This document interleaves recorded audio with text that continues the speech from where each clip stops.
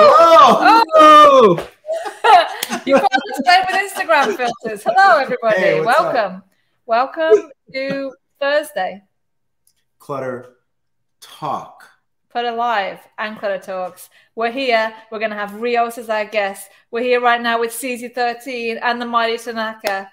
So, hello. Welcome, everybody. We're just waiting for everybody to join us. Everybody that's on Instagram right now, come over to YouTube because the water's warm and it's just better over there. This filter's awesome. We have like a disco filter on Instagram right now. It'd be funny if we did the whole thing with like mouse heads or something. So our new format is that we talk about what's going on here at Clutter first before we get into the interview. So Clutter Talks. Hey, people are joining us now. Hello, hey, Glenn. What's up, Glenn? Hello, What's King up, Gonga. Hello, everybody. Welcome. Welcome. Thanks for joining us. Yeah, so we're going to talk about what we're doing here, what's new, what's upcoming. But first, let's catch up with our brothers in arms. In toys. What's up, CZ? How are you? How's it going? I'm good. It's been a really quick week. I haven't really done anything yet. I'm still hiding from January, to be honest. So. I think it's a wise choice. When do you feel like you have the emotional capacity to like engage 2023? March on the 1st of February, really. Is that a real timeline you set up for yourself? Yeah, man. Like marking the calendar, like give a shit. Well, what you also have to remember is that it's still so dark in England. It's still winter. It's still the depths of winter, right, C's? Yeah, it's just miserable. It's just grey. That's what it is. It's just grey and like, yeah. I'm still having fun with my toys and stuff. So like, I'm still at Christmas, you know. So that's awesome. Yeah. But that's fun. I'm having fun, you know. Like we're all right.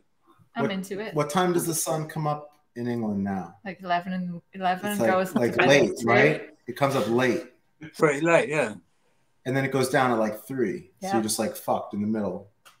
It's getting a little better. Like I go and get my boy from college at about 4 o'clock, and it's like kind of getting a bit shitty out there. Do you know what I mean? So yeah.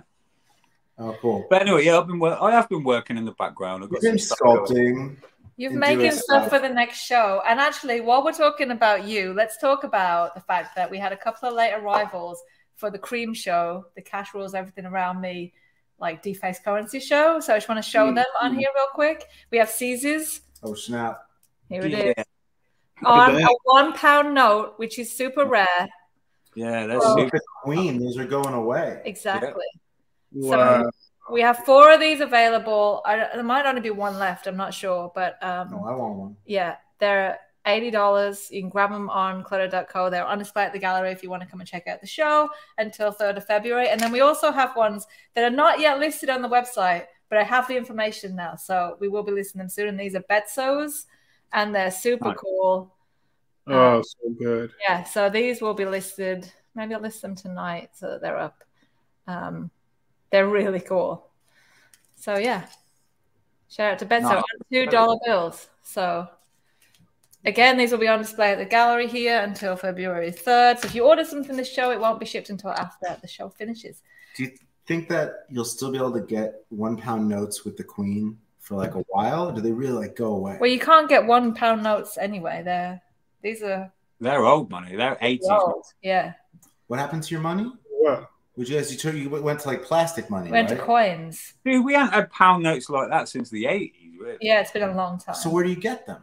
You go to the bank and request them? There you go. That's why they're rare, dude. Yeah, because you have to see your sources. I've got my fucking sources, innit? You had to go to the guys who are I call them God Save the Queen as well. So it's a nice little tribute there. So. Yeah. Nice. Yeah, it's great. They're really cool. So is that Isaac Newton on the back? Is that Isaac Newton on the back? Maybe. Yeah, it is. It says Sir Isaac. Wow. Yeah, that's my homeboy. That's my homeboy. I know what he looks like. Isaac Newton. Well, you got him by sight, or did you fucking read that it was Isaac Newton? No, I know by sight. I know what he looks like.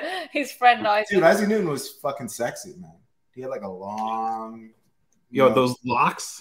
With the locks. Like, yeah. He was like, am I doing alchemy? Am I doing physics? I don't know. What do you want to talk about next? And how are you, Tanaka? Yo, I'm fucking fantastic. I'm just chilling. I'm doing good. Yeah. Are you wearing sweatpants? I'm wearing sweatpants, but I got a little cortisone shot in my knee, so I'm fucking up and at 'em. It's going great. It's really, can I just say it's really funny that anytime anybody calls Alex, he'll be like, "Hey, Alex, how are you?" And he'll be like, "Good, chilling." Doesn't matter what he's doing. It could be at work. It could be like busy. He's like, "Yeah, I'm good. I'm chilling." Right? Just chilling. Because these days I try to fucking chill as much as possible. Because I feel like back in the day I was a fucking angry young man. So now I just want to keep it fucking chill. Right on. Fair enough. Yeah.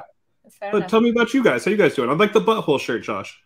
This is, Josh, like just to be sweat clear, holes. it's a butthole surfer's shirt. Ah, If we're doing shirts, shout out to LS Dunes. nice. And, you know, shout out to the butthole surfers. I didn't get to go see them, but Josh bought his shirt for himself, so I kept it. There you go. We traded. What did we trade? What did you get? I got this shirt. You got that shirt. That wasn't my shirt, so it doesn't work. No? No. I don't know. I thought that was a perfectly valid trade. No. Beautiful So, and warm, and the walk is a crisp. Scotland. Leave then. I up. All Leave right. then. New Zealand. Oh, he's saying you to leave the UK because it's dark and New Zealand's beautiful. New Zealand is beautiful, but they won't let us in, I don't think. You know Certainly what's not crazy Susie. about New Zealand? It's Susie's like not allowed. they're so far in the future. It's like it's 6 o'clock here in the US right now. It's probably like what, 9 in the morning.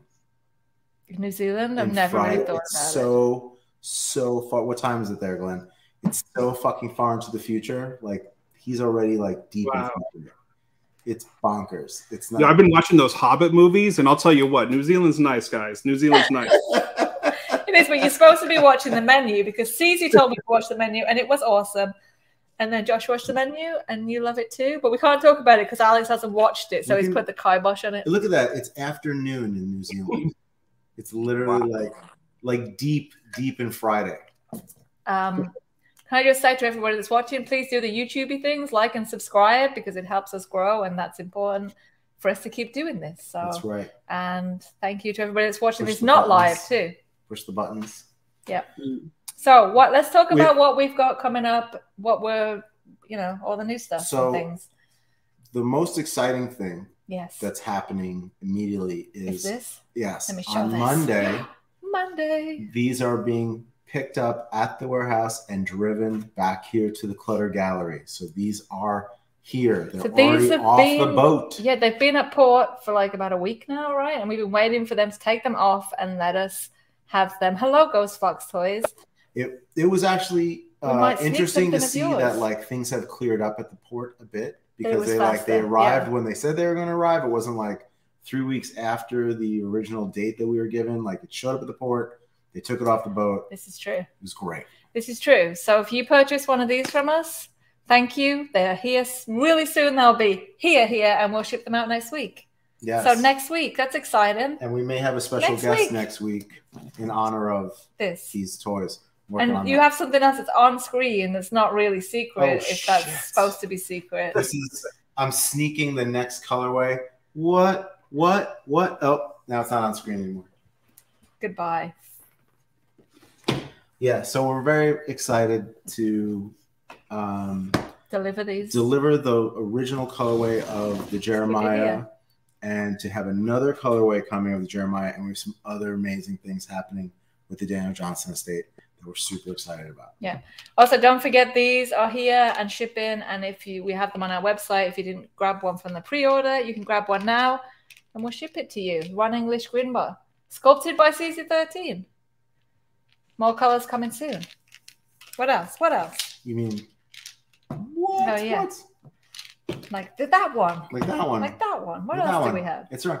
Oh, thanks to everybody that purchased the I'm going to say it wrong. You've said. I'm just going to call it the light bulb. Dude, it's called the Light Cult Crypto Bulb. And this is Get the it mixed up, third man. I don't know. colorway. The first colorway was black How and cool white. it looks on Instagram. And the second, actually, I have some right here. Ooh. Oh no, she's knocking everything. I have some right here. Oh, he's going to show you. Here you This go. was the first colorway. This was the first colorway. There's something wrong with these, which is why they're just like hanging No, this out. one's ours. This one's our No, it's too. not. That one's wrong. That one's got a problem. I don't think so. It does. Do you want me to show you the problem?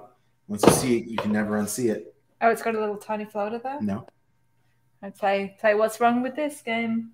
I don't think there's anything maybe wrong with that there's one. nothing wrong with this one. I lied. This one's beautiful. And then, so this one we dropped with Ron. Actually, it was like a year. It was ago. a year, almost so the date crazy. between these two. It felt like just 5 minutes between the two of them, but there was a year. Well, in between, we didn't actually drop it. Ron gave away, I think they raffled. It was something to do with the NFT this stuff. colorway through, what's that thing called? Discord. You know, Discord. And so it was token gated, and so they gave these away, and so then we dropped this, and so thank you everyone who grabbed one. It was 25 pieces, and they're waiting for the boxes to come in. They're just about ready to ship, so it's super exciting. Thank you. And that's the other thing. I don't know if we've talked about it publicly on the channel. I don't know if we talked about this last time, but we did, right? We talked about the whole flood in the studio. Yes, we did. So we're super excited because we have so much cool stuff coming out of the resin studio now. Things are up and running. It's rad. It's very exciting. Let's do one more. Well, we have two sneak peeks on the table. Since Ghost Fox toys are here, we could do a real fast flash buy. Are we doing a flash buy? Let's do it. Let's do a fast A flash buy is like a drive by where you just flash people and show them your junk. Show them your toys. No. I mean, you know you can pause YouTube, right? Yes. What? I'm just saying. You can pause YouTube. You still might not get a clear picture. Dude, you just blew my mind. Is this not like television? This is when I'm not on television right now. Not like old school television. They told me I was on television. Dude, I have to get up and change the channel. You want to do it? I want to do it. I want to do it. Okay, so Ghost Fox, are you there? They're there. What? That was like a fast, slow. Whoa. From the land of Cambots. So dope. Soon. So dope. They're ready. And yes, if you're watching this and you want to know, the Kickstarter pieces are being readied. It's happening. We talked about it last week. Go watch last week's video. Rewind. We'll talk about it again maybe next week. And then the last sneak peek. And so thank you, Ghost Fox. That piece is dope. Yeah. So excited. You should have gotten yours. We talked to you. We love you. We'll figure out when we're dropping that. We'll have them on to discuss it. Whoa. Oh, shit. So next month we have the Glow Show, which is our annual Glow in the Dark show. The gallery is fully black light. I don't want to give everything away about that piece that I just snuck, but that will be happening next month as part of the Glow Show. So if you're a fan of what that was, you know what it is, then you can tell us. Yeah. Awesome. That's all our sneak peeks and things for Clutter Toast today. Holman's live from what's up, Holman? What's up in Slovenia? I thought you were in Slovakia. Is there still a Slovakia out there? So yeah. Always somewhere. Always somewhere. Super, super excited about that thing that we just snuck to you all. It's dope. It's mixed parts. It's crazy. It glows. So that's new. What else is new? 5 Points Fest ticket sales will be going online soon. Whoop, whoop. I'm just figuring out who to use the ticket provider this year, basically. Yeah, we're going to switch things up. Maybe. June 10th and 11th at Zero Space. Get ready. We did a walkthrough. There's some really cool things happening in the space, so we're excited about that. Yeah. Air conditioning, number one. Unbelievable. The best addition. But there's also some like really cool additions to the space that are going to make it different. Super fun. Yeah, super which fun we'll announce soon. Yeah. Yeah, right on. Okay. Cool. Good talk. Good talk, everybody. Good talk. Thanks. All right. That's it. Nice. Bye. That's how we end. So from now on, that's how we end Clutter Talks. We go, all right, talk. Cool. Good. Good. All right. All right. So tonight's special guest is, of course, Rios Palante. Oh, before we get Rios on, there's one thing that I didn't talk about, which has nothing to do with Clutter Toys, but I just wanted to show you guys that this week I got in the mail my Cause Monsters from the cereal, because I filled in the thing that I bought a cereal packet and I got the monsters through the mail. I'm impressed that you won, which makes me wonder. There's millions of them. How many people are they plastic? Are they stickers?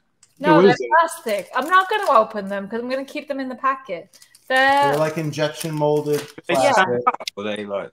They would stand up if you took them out. Oh, I see. Yeah. But like, I think that everyone who sent in the coupon won. Everyone who bothered to fill in the form. Because how many people really? It was edition of 100,000. There you go. It sounds about right. Nice. 100,000. I don't really care about the hype. Who cares? And the nonsense. No, it's just I just think it's cool that I got something free in the mail. That was fun. Because we just love this stuff. Yeah. It's not about like, oh, what's it going to be worth? And hopefully everyone does lose them and throw them away and they become valuable. That would be cool. You know? Are they going in the case? Yeah. They're going next to like the fake Taco Bell toys. And toys. You know? So, cool. There you go. 100,000. That was fun. It was just, I got the email that they were going to send me some. I just didn't necessarily believe that I was actually going to get some. So I just waited for them to arrive. And they did. I was shocked and impressed. Yeah, me too. So, nice. Good work, that was fun. Miranda. That was a fun thing. All right. Now you can introduce Rio. Sorry. I just had to do that. So, yes, tonight's guest is the amazing creator of Foo Stamps. He is the world-renowned Rios Palante, and we have lots of questions for him. Let's bring on Rios. Woo! Oh! Hot seat. There he is. What's up? Hey. Look at that collection of things and stuff. Is that all stuff you made? No. Oh, some of the stuff I made. Some of the stuff I just collect. I go what they call it, comp shopping every week, and I wind up just grabbing things that I see, whether it's a nice cool mechanism or some type of cool sculpt. Actually, here I have little sock squad things I worked on. Wicked. Wow. Voice, so if you shake it. Yeah. So that's super cool. My little office. It's awesome. That's awesome. It's really cool. Where are you from originally? I'm originally from Bronx, New York. I was born and raised in 146th Street, Brook Avenue.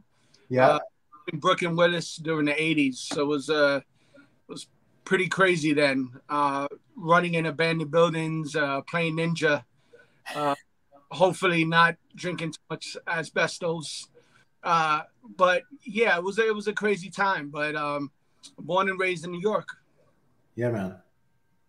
And what first got you in? So, I mean, you're so influenced by Teenage Mutant Ninja Turtles and that whole vibe. I feel like I don't even have to ask the question, but was that your original inspiration for getting into toys? Old black and white, yeah, the old black and white comics like Ninja Turtles was one of them. Did you buy those original comic books? Yes, I did. I bought them. We would hang out in the nighttime on the stoop and just like read them and just, we would giggle. I was really young at that time, and we would giggle at the curse words. These Ninja Turtles, like amazing because they just talked like us and they kicked ass. But I remember there was this big cultural shift happening in the comic book world.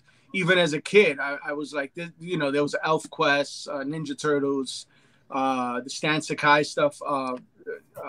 There was like Usagi Yojimbo. Yeah, Usagi Yojimbo. Yeah. Erebus. Did you get into like the really weird alt comic book stuff? Like, well, a lot of the what was it? The magazine that has all the small heavy metal. Yes, heavy metal. Yeah, heavy metal. The best. Can I talk about that? You were never. We were talking about heavy metal. We were talking about heavy metal. I never realized that it was an art magazine. It's just that the name and the like content of that magazine just don't like mash up for me. I don't think I ever really knew what it was. Yeah, we're friends with the guy who used to own heavy metal. I mean, a lot of people have met him. He's always at New York Comic Con, or he was always in New York Comic Con. He was just here at the last gallery show, which is why we were talking about it. It was interesting conversation. So many people's lives flow through comic books. Yeah. Yeah, I remember my favorite, and this is back in the days when we didn't buy them to collect them. We rolled them up, put them in our back pocket, we shoved them in backpacks, and when we pulled them out, they came out in pieces, right? Yeah. We weren't into that. That was before the 90s, the whole crazy collector you know, they started scamming us with like these foil covers and limited editions of 100,000. You know, right? totally. Like the Cause cereal toys. Did you work on these Rios? No. I worked on McDonald's toys before. We worked. There was a company out there. Forgot the name. I don't want to shout them out either way. Yeah. But yeah, there was some stuff that came by the table that was McDonald's toys, and everything's about keeping costs down. You know, that's the thing with the designer toy versus, of course, mainstream toys. Is the designer toys, you get more of that artist representation, what they really want in a toy, rather than, you know, having 1,000 people on a team touch one item and, you know, having to remove the whole back paint operation on a toy just because it's 5 cents per cost. So right. So let's back up a little bit then. Let's back up to like. Wait, I want to just do. I had a follow-up question. Go on. Do you own any of those original TMNT books? Or they're gone? You chewed them up. I wish. They didn't even like. I think I outgrew them at one time. You know, you're a kid, you're innocent, you're reading comic books.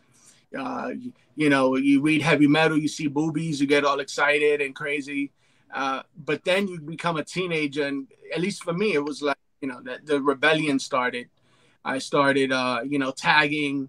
My brother was a big graffiti artist, and I would hang out with him and see his name on the train as it came out. And, you know, I was in the Bronx, so we saw everybody Scene, Crash, Tax Crew.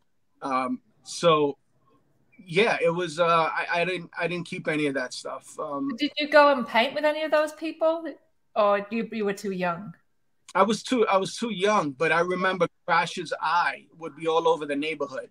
He had the female eye, and we know it well. Oh yeah. It's coming. It's coming. Yeah, it's still all over the neighborhood. Yeah. Crash's cool people lived. I think he's in Brook Avenue too. Yeah. And there was this thing in the 80s. This the hip hop just popped up. Not just popped up. I was young, but it was bubbling. It wasn't the big commercial success that it is now.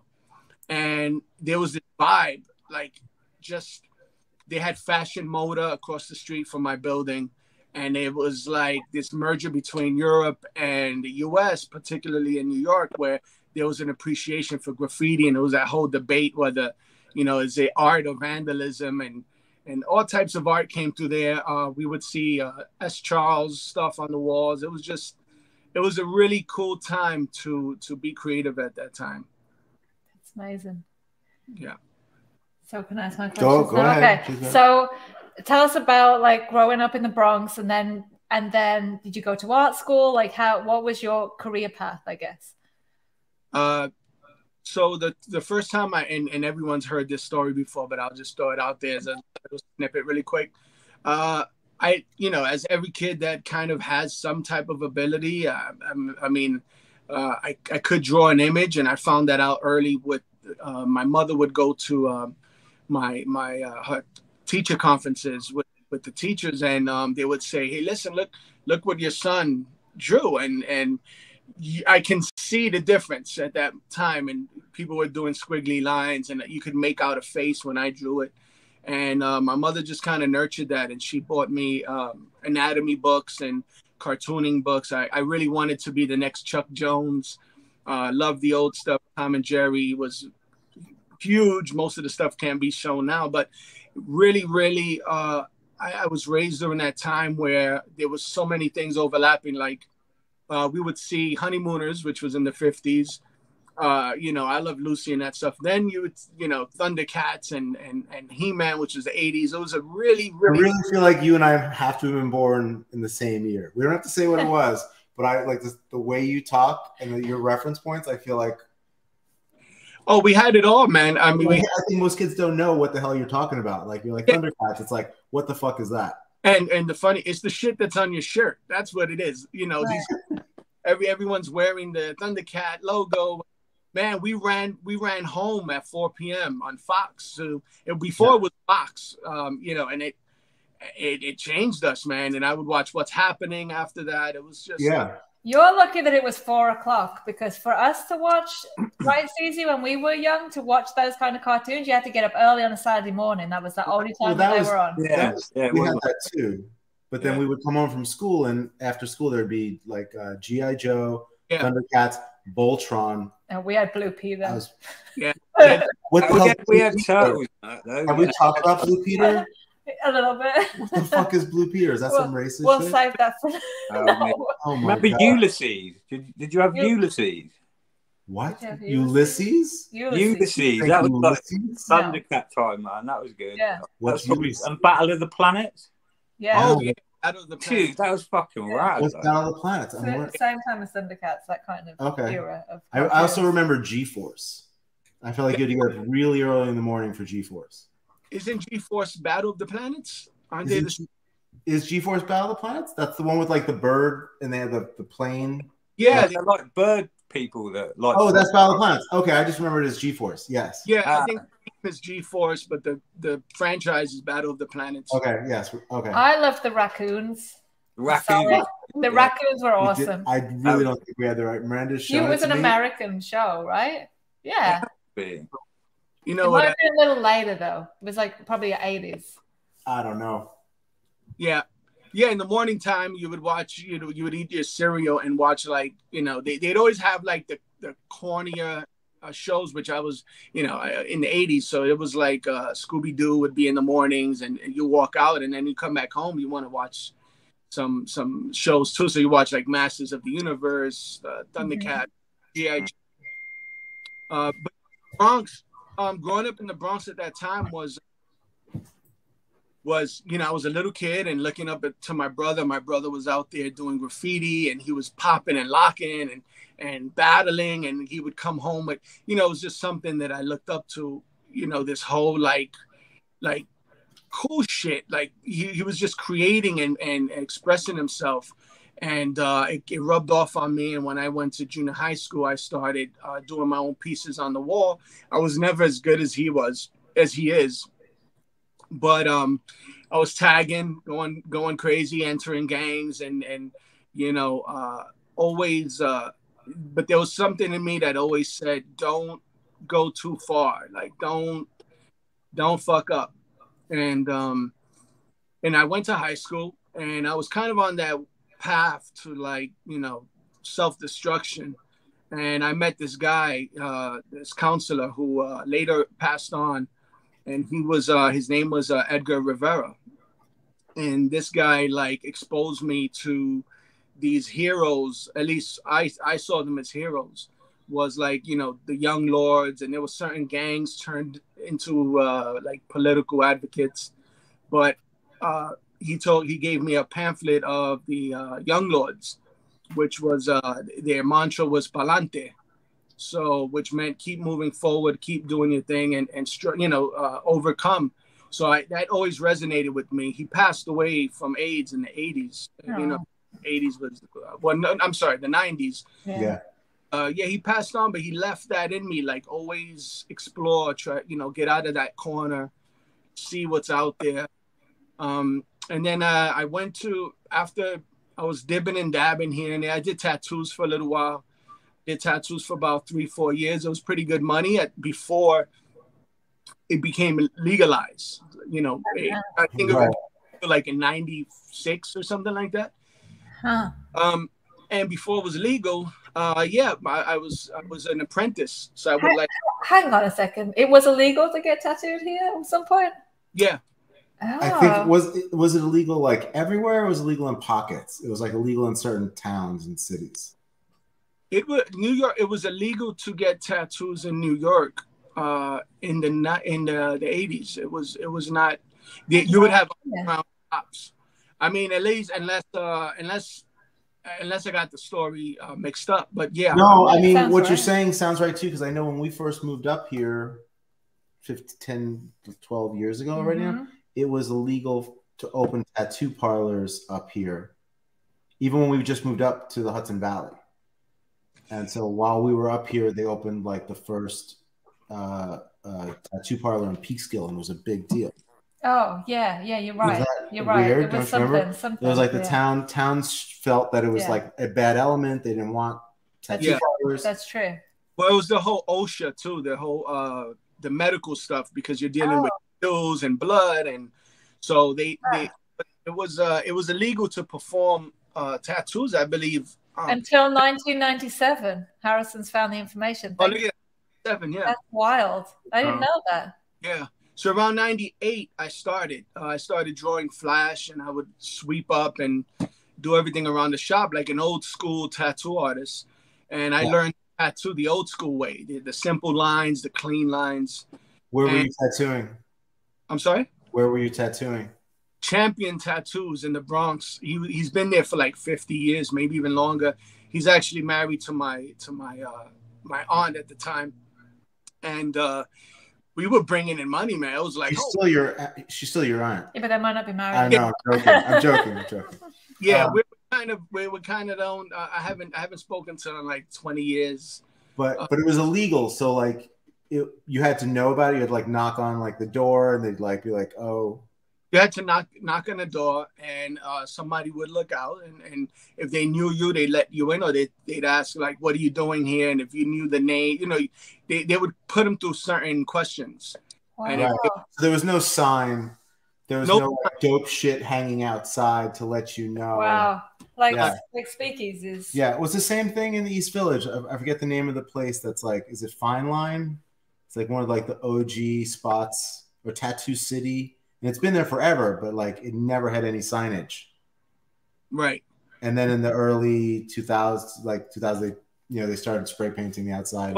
And the whole the whole market was changed. It was all bikers.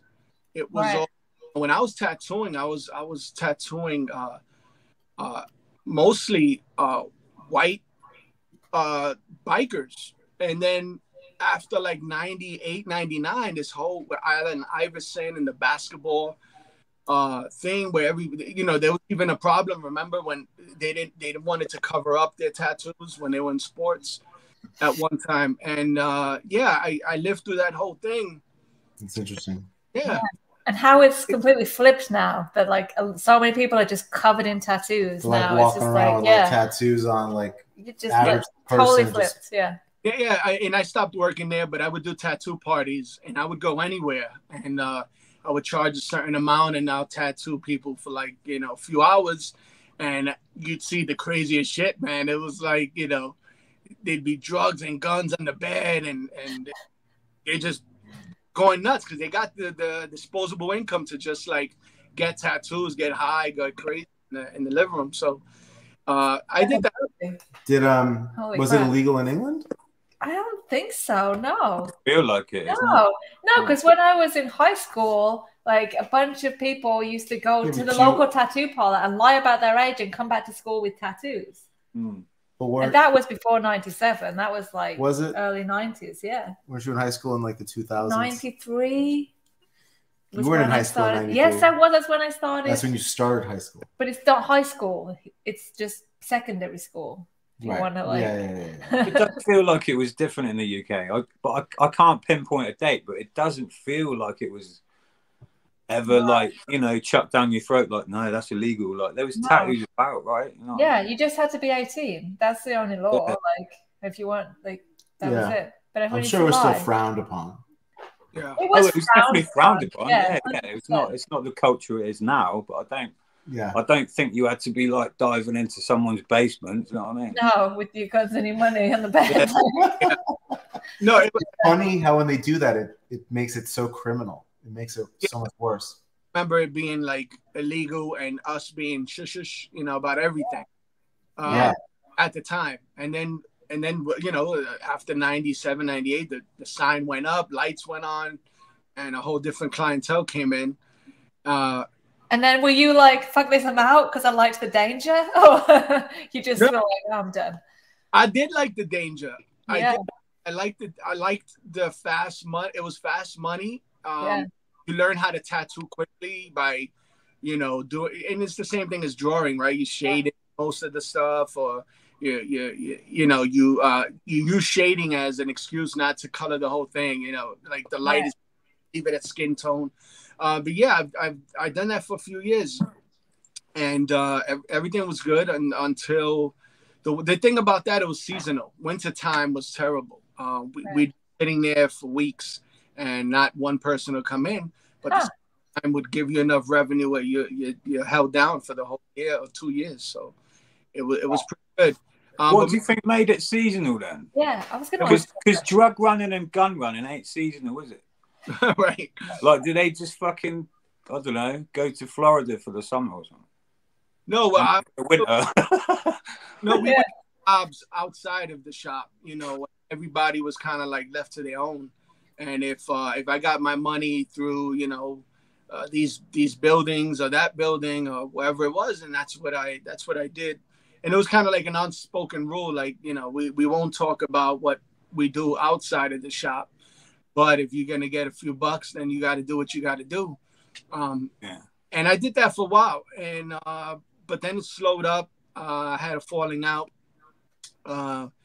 with the owner, and I did go on my own for a little while, but I just couldn't deal with the customer service. You know, people just, I didn't want to deal with that responsibility of, you know, maybe going too deep in the skin or having people cry about, you know, there were really dark people that would complain about light tattoos. And it's like, listen, dude, I can't change the pigment of your skin. You know? Right. So I dealt with that for a while. And then I went on to doing graphics, and I was introduced to the computer. Believe it or not. My first computer was a Mac. Yeah. iMac, the Jelly Bean. Yep. It was I think 1998. So 1998, I went to FIT. I never touched a computer before. I swear to God, I raised my hand. Everyone was like really quick and doing their thing, and I raised my hand and I told asked the professor, how do I turn on this computer? You know, and I didn't know how to turn it on. He taught me. You know, I spent the extra time with him. So how did you get from illegal tattoos to go into FIT? Wait. We have so many questions. No. Wait, do you mind? Yeah, go. So I've watched your. That's a great question, but thanks. But it's been a day of being married, right? Yes. We've been just like bickering all day, like fucking old married couple. I'm not bickering with you. You can, no, it's all good. It's all good. But if I didn't know you, I don't think I would like do that to you. You know what I mean? Anyway, so when I've watched you draw on Instagram and you post videos, you do like the classic style of drawing, like, and I don't know if it's like the Disney way or the Marvel way, but when I watch you, do you know what I'm talking about? There were books. Which style, like, because you draw really specific. So what like philosophy do you subscribe to, and how the fuck did you master it? And then I have a follow-up question. All right, cool. So usually I'm just like I'll stay paused and then you do your thing. And I'll just answer your question. So nice. Or do whatever you want. You can totally ignore my question and say whatever you want. We love you. We love you. I love it. I love the question. Yeah, please keep going. The Marvel way. I believe that's the name of the book, right? That old school. Yeah, Draw the Marvel Way. That book is that's the Bible to every comic book illustrator that's ever wanted to do a comic book or just draw like the pros. I took what I can. I took what I understood from it. And well, how old were you when you got the book? It was probably before I was a teenager, maybe like 9, 10 maybe. I would try to draw muscle guys all the time, and my mother would buy. I still have them. I don't have them here, but I don't have them here. But there was a book called Ripped Abs, and it was like it just showed all these diagrams of human bodies. And I said, oh man, I just try to do the muscles and stuff like the superhero guys. But when I finally got my hands on the Marvel way, that's it. That changed like the whole trajectory. I was like, oh, because it taught you about perspective, light and shade, Light and Shadow. Also taught you about how to tell a story, and I did my first comic book at 21. It was called Zero Heroes, by Forbidden Clown Comics. This is like an old. Yeah, I love it. Yeah, dude. Wow. But that Marvel way is definitely. I took little chunks of everything. Like I said, I like the old Chuck Jones stuff. I like cartoons in general. I like the more now that I'm older, I have more of that sophisticated taste where I think I like more of people experimenting rather than just like following the cookie cutter. So, but I guess you could see some of the Chuck Jones stuff, some of the Marvel stuff in there. I guess Disney sprinkled in there. There's some people in our community that are like hard Jack Kirby people. Yeah. Like that's like a whole sub world of just people who just do that. And you're on this like other. Yeah, I was because I was into like the Voltron and the Go Robots or whatever it was. So yeah, it was some of that manga stuff I started looking at too. And I didn't know what the hell it was. You know, when we would watch Spanish. We would watch wrestling in Spanish, the old Lucha Libre TV shows, and at the end of it, there was like this quick, like maybe 10-minute anime show, and I just thought that was the coolest shit. My God, what is that? And you know, my mother doesn't know. My mother doesn't know anything about manga or anime, and nobody really did. And I just, but I think I went to when I went to Manhattan when I was old enough, so we would cut class, jump on the train. Hop the train, right, and hang out in the middle of the trains and just do stupid shit. We would go down to Playland in Times Square and play the arcades out there and all types of stuff. But there were a few little shops that had like anime, and whatever I saw, I just picked them up, and I just liked the drama in it, the line widths that they used, and the certain textures that they added to black and white drawings. So I really liked black and white drawings. That's why the Food Stamps comics are in black and white now. Everyone's jumping in the chat saying like, yeah, that was my first how to draw. Hey, Mamba. What's up, Mamba? How to draw the Marvel way first book too. Yeah. So Kyle just posted that it was John Buscema that did the book. And that's crazy that he was the one who created the book for them. And that's crazy to me because John Buscema does not draw a Marvel way in my mind. When I think of his books, he's not following the like Steve Ditko, John Byrne, like traditional, like he's super flat compared to it. So it's interesting that maybe he could draw that way, but he didn't. Jack Kirby to do the book. Jack Kirby was like God, you know, it's like, you don't try to imitate him was kind of like stupid to me anyway. And don't say that to like some like hardcore people. Well, like God, right? He's like God. Mm-hmm. Like, you know, he is the foundation out of Marvel. But I just didn't. There was something in comics, you know, looking at a little Puerto Rican kid from the Bronx. I saw these heroes, and there was something a little off with like things like representation. Yeah, there was Luke Cage. There were like your characters that kind of try to offset the representation thing, but I didn't really relate to it too much. I just loved their drawing style, and I wanted to develop my own type of style. But I don't know. I mean, I just draw what. It's everything that influences me is inside my head, and I try not to do everything like I don't know. It's a tough to talk about how your own art is. It's difficult for me to kind of explain. Yeah, sure. So now let's go back to how you got from illegal tattoos to FIT. Yes. Yeah. FIT was I've always wanted to do illustration, always wanted to do cartooning, some type of art for a living. So I knew FIT had some great programs.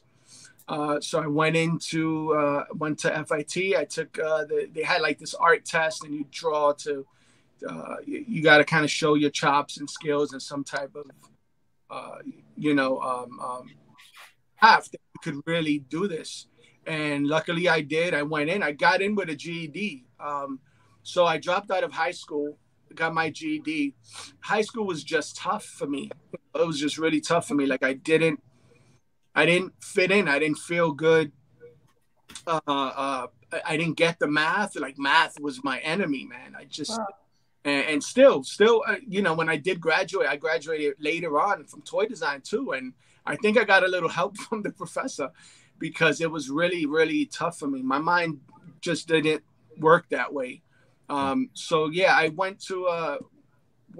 finally went into FIT, and that's where I was exposed to all these people around the world. It sounds like your life could have gone to one of two ways. Like you were into like illegal tattooing and guns and money and cash and crazy gang stuff, and then like you had this art just pushing you through this other direction. You made that choice. Yeah. To be clear, just to clear, it wasn't illegal when I started tattooing. It was illegal before I got on. So I was apprenticing during transition. So I really didn't get to touch skin until I had to go get my permit from the Department of Health. So I'm at FIT, and I'm meeting people from Russia and people from Africa, and they don't have the same hangups that I have, and they don't see the world the way I do. And I'm realizing that the world is a lot bigger, and there's something other than the block, the neighborhood and the corner. And I'm just like, holy shit, these people, like, things are not bothering them. It's always like we as in like people in the community, in the neighborhood, have this like monkey, this thing on your back, and you just like, you're so defensive. It's all about protecting yourself, and it's like really tough. But that exposed me also to other artworks, other styles. Of course, I learned the whole traditional way of the Renaissance and on the art, right? The transitions and pop art. And I graduated. I went to had some babies, pop, right? Yeah. And then before Roman was born, we would stitch up these little like plush dolls. Phoenix has them now, the youngest, but we would use like on the weekends, we would like hot glue or stitch up these plush animals. And I just told my wife, damn, man, I really love toys, man. Like, I've always loved toys, but I was like, I really love making them. I really like designing them. And I want to go back to school. And now, I'm in my 30s. And she says, well, no, I wasn't in my 30s yet, maybe my late 20s. She says, go ahead. I got your back. Go do your thing. And I said, well, it's a really strenuous course. It's 7 days a week, pretty much, 12 hours a day. And she was like taking the baby to the Bronx. So we moved to New Jersey. She moved. She would have her parents take care of the kids in the Bronx. So she was traveling early in the morning while I felt selfish as hell because I was back in school, with like a bunch of kids that get high and they like skateboard and they like to do this shit. And I'm just like, oh my God, my wife was an angel, for that. Yeah. And eventually, I had a tough time too, because now I was older, and the kids were much faster than me, and they were sharper, and I just kind of was like, oh, I can't, it was tough because my kid got a fever, and I got to run out of class. It was tough, but we made it. We made it. I had an internship at Fisher-Price. And at Fisher-Price, I learned about the whole licensing thing, and I learned quickly that designers are not really designing, and with those major licenses, you're pretty much cutting and pasting. Yeah. And you're not really innovative. So, and they didn't provide a good package. So Toys R Us came on my lap and was, they had a better package. And the thing is that they said, look, you could design stuff and it can hit the shelf. Like, you design it, not have this whole team.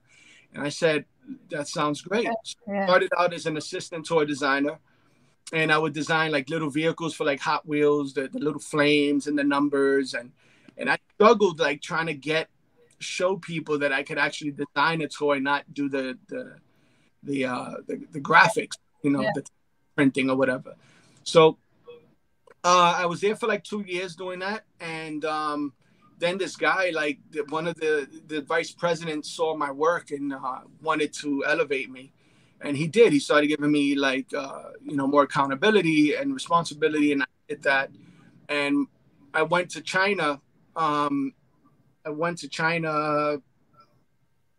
Maybe like 10 times. The first time though, boom, just my mind was totally deconstructed.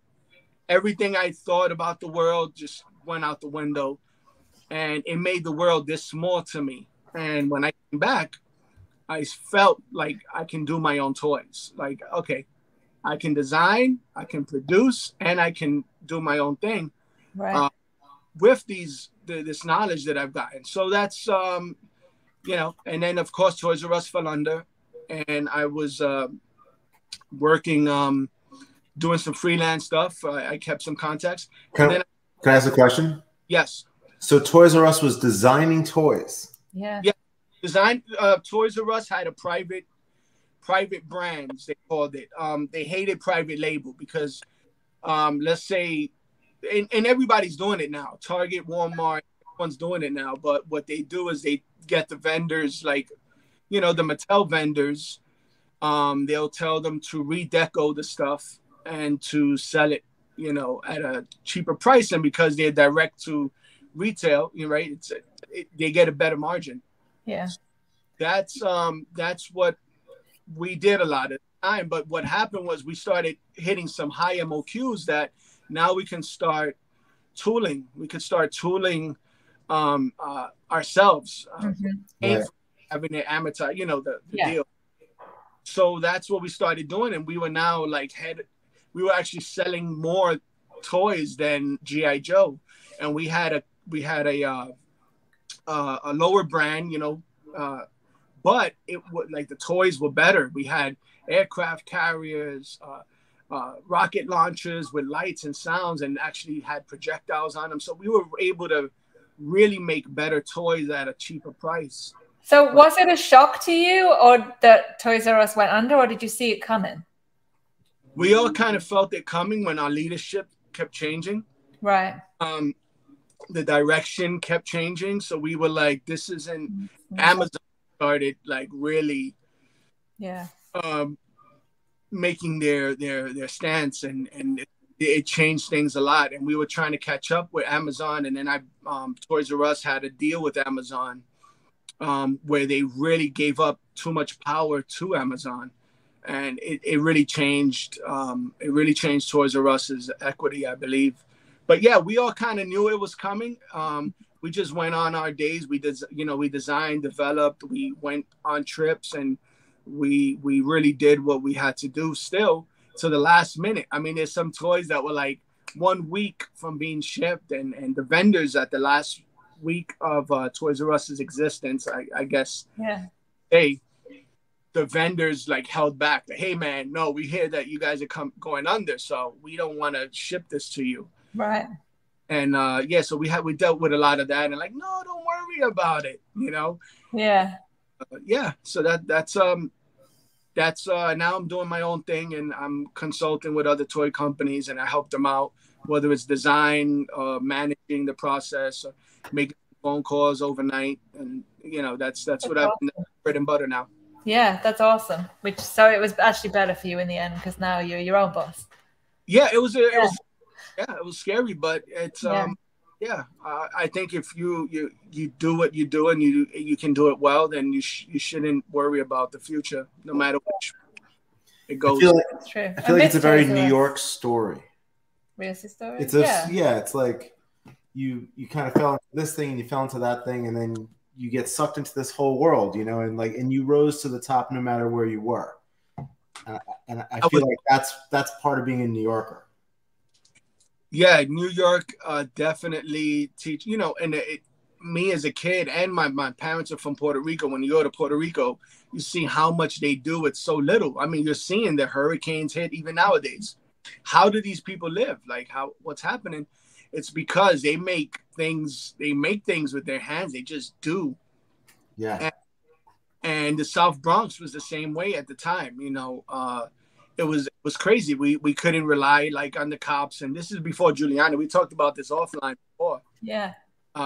It was New York was a place like you better hold your own. Like you have to hold your own. If not, you'll slip and you'll wind up, you disappear. You know. So that was always in me, and always trying to like fight for what I wanted. You know. Yeah. Should I know what Terror Squad is? That's his hat. I know, but what's Terror Squad? Oh shit! You're gonna get started. Terror Squad is Fat Joe's. Fat Joe, isn't it? Yeah. All right. Yeah. Yeah, we're cool with Fat Joe and the team. The family loves him. He's part of it. Nice. I mean, so you made that toy. We can jump right to that. Like, yeah, this guy right here. This is the Big Pun toy here. Amazing. It's on its way over. It's on the boats. I can't really cut it open. Yeah. Oh, love that. The base is like good. So this thing is like 7 pounds itself. Is the base made of resin or vinyl? The base is made of resin. Okay, the whole that makes sense. thing is made of resin. Mm-hmm. Has a functional light. So so cool. good. So, but the figure is made of vinyl, but it's like a heavy vinyl. I think they like added more plastic into it. amazing. I love it. Yeah, It's so good. So the great thing about this version is that I was able to make him into my style, right? So he looks kind of like the Food Stamps character. Yeah. Yeah. There was a Bodega blade here, and this is the scale comparison. So this Yeah. is pretty. He's definitely your style, which I love when an artist can take like somebody else, a character, a person, whatever it is, and keep it in their family of characters. It's tough to... Right.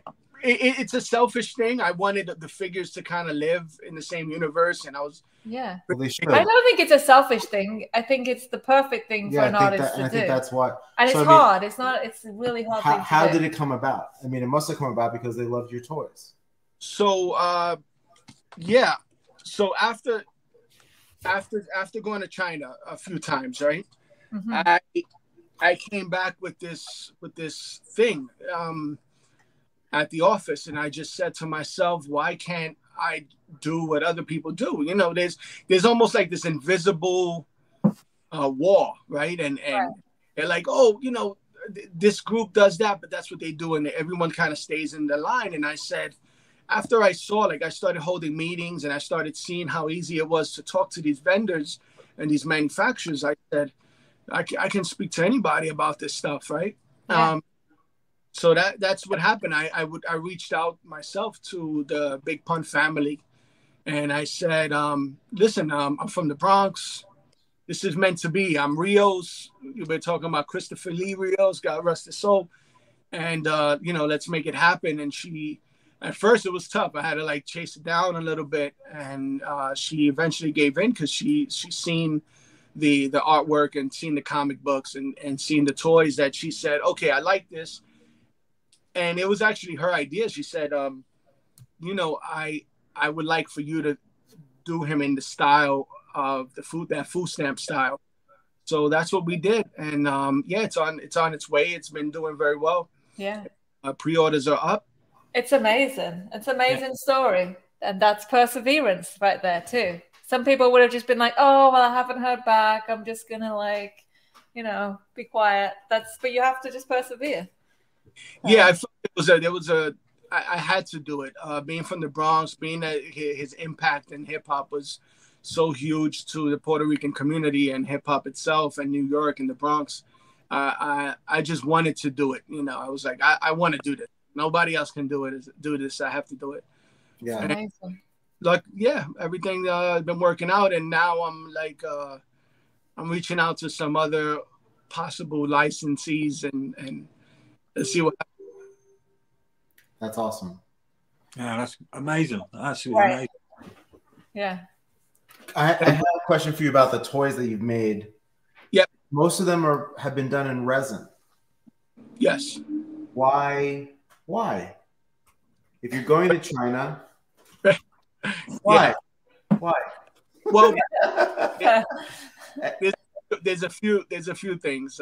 I think you like resin better too. I think you guys talked about this many times.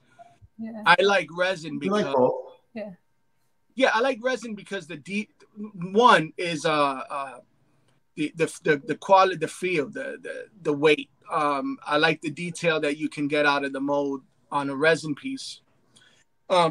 When it's injection molded or roto molded, you lose a little bit of that. There's some like waxiness sometimes that happens, and I wanted it to be limited.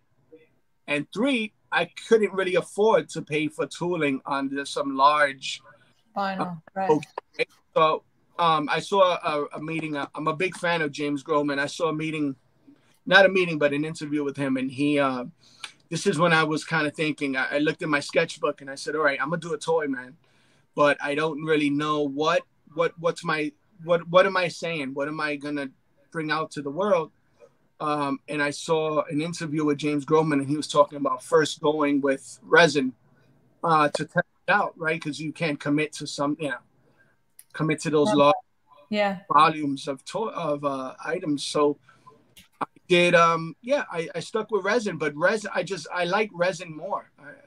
I do.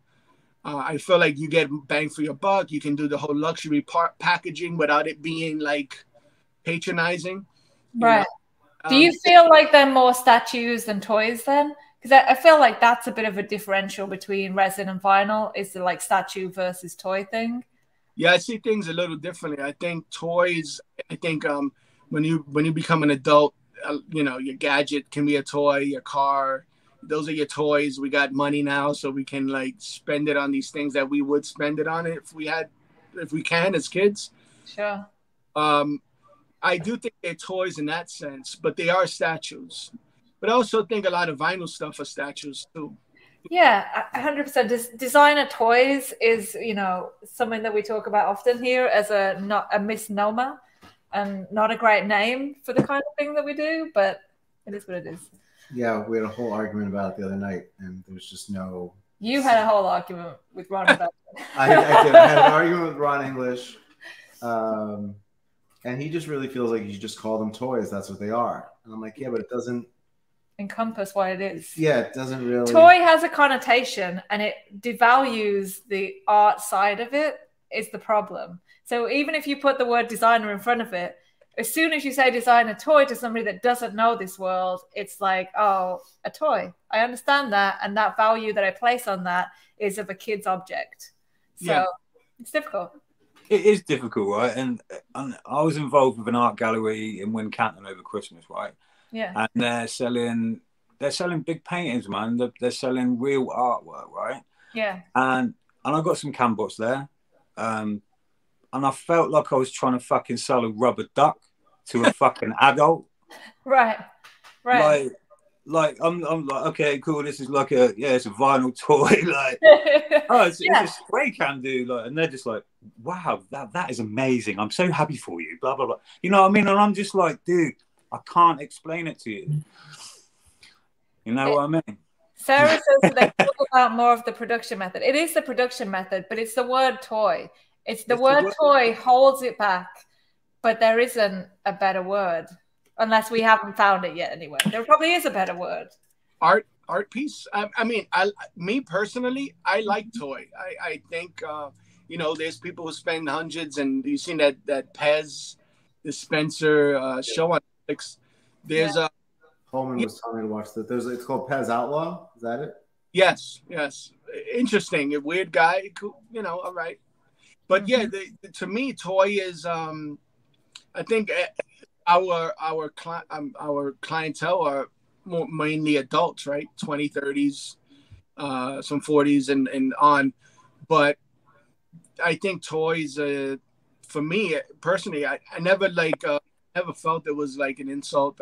Not saying anyone else is, but see, that's we got some feedback because the graffiti world, obviously, if you call the toy, it's something, it's not cool. So as soon as you start bringing graffiti and toys together, that word can become difficult. We had some really... Toy is a whack. Yeah. Right. If you're a toy, you're garbage. Exactly. Yeah. So I could see that. Yeah, and it's weird. A lot of graffiti artists are, and they're amazing. When they touch the plastic, when they get into the designer toy stuff or toys, it's difficult for them to translate those shapes and that aesthetic in toy. It's tough. That's why toy artists are different. There's a lot of artists that do great sculpting, and there's some that do great paint applications, but a toy design itself, I think, is when aesthetics meets function, but in this case, the statue, which I mean function as far as like, tooling or looking at things that will be foreseeable problems. Right 100%. I mean, I would even go as far to say like vinyl sculpture, because it's like with the stand that you have it on, with the light, with the sign and everything. I mean, that starts to transcend something that's a toy, and it's no longer like it starts to breathe some life, and all of a sudden it goes from just like an object that's on your shelf into something that's like physically like living, like in an area. It takes up space, and it has that kind of emphasis to it. So I don't know. I would say something like vinyl sculpture is a more appropriate term. Who plays with them anyway? Most of them don't have playability. A lot of them don't have movable parts. So there's no accessories to a lot of things. So as soon as it just becomes rigid, then it's not a toy anymore. Can I and can we just talk about the collectibles thing too? Because Jay I hate says, collectibles. Me too. I Collectibles devalue it in my eyes. So I have to pee too, but I'm holding it. For you, okay. Rios. Collectibles is like plates and vases and things you buy off like the TV. No, I'm sorry. I was almost going to change the subject. I apologize. Don't change the subject. No, I hate the word collectibles. And then the toy thing with the graffiti artist really came as a shock, because we've been fucking with a bunch of graffiti artists for the last year, and like no one said it to us. Only that happened at 5 Points when it happened to you. Yeah, when somebody came up and was like, someone said to you, "I will never buy this toy. I will never buy this because that art." I'm not going to say who the conversation was about, but that artist isn't a fucking toy, and I'm not going to buy a goddamn toy. Yeah, we're like, what? I don't know that. I'm not that deep into it to know that was a term. It's kind of shocking. I've seen graffiti artists run for their lives when they're presented with a toy. They do. That's the thing. It's like there's a deeper. I think we're getting into a deeper conversation. Like, what is like street art? Street art is art on the street, and toys necessarily not street art. Although there's street, it's almost paying homage to the street art, but it's not street art. No, it's not street art. Yeah, this thing that happens. It's like baseball and football, pretty much. I mean, they're sports players, and they go through rigorous games and everything. But at the end of the day, it's a different game. Yeah. The way that we would break it down at the gallery was that you can't necessarily take street art and put it into a gallery and still have it be street art. So the workaround then is art by an artist otherwise known as a street artist. So then you're not necessarily like taking something of the street and then like putting it on a wall and trying to sell it. So maybe there's a workaround like that for designer toys. Well, Jay says that Cause likes it. Cause likes the fact that the toy had a double meaning, but then I guess you're gonna have to question if Cause is really a street artist. He was really a street artist. Street artist, but graffiti artist. I think there's like a difference. Think he was never a graffiti artist. Yeah. He was doing almost installation, like impromptu. He was more of a guerrilla artist than a street artist. Yeah, he was more like a provocateur. I think. Right. That old story is that he got the key to the bus station posters. And did that. And did that. That's like almost concept guerrilla. Right. Yeah, that's almost like you said, an installation type He of. did graffiti. Mumbot's smacking me down. He did graffiti. But did he go pay to side of a train? Like, Right. did he like really go there?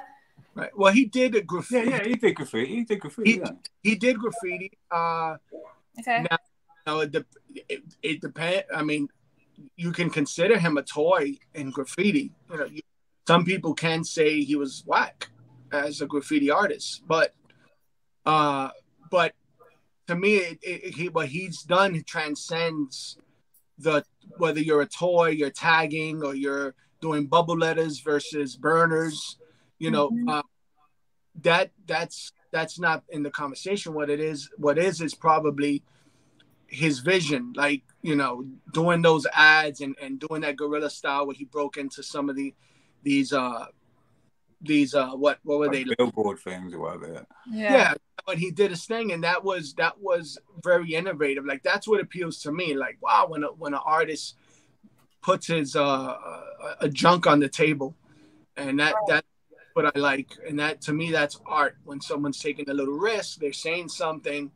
You know, it toys are toys. You know, if it's a cool toy, it's a cool toy. But me personally, I don't get offended with the word toy. I love toys. I like toys. I'm a toy designer. Yeah, 100%. You live in both worlds of toys.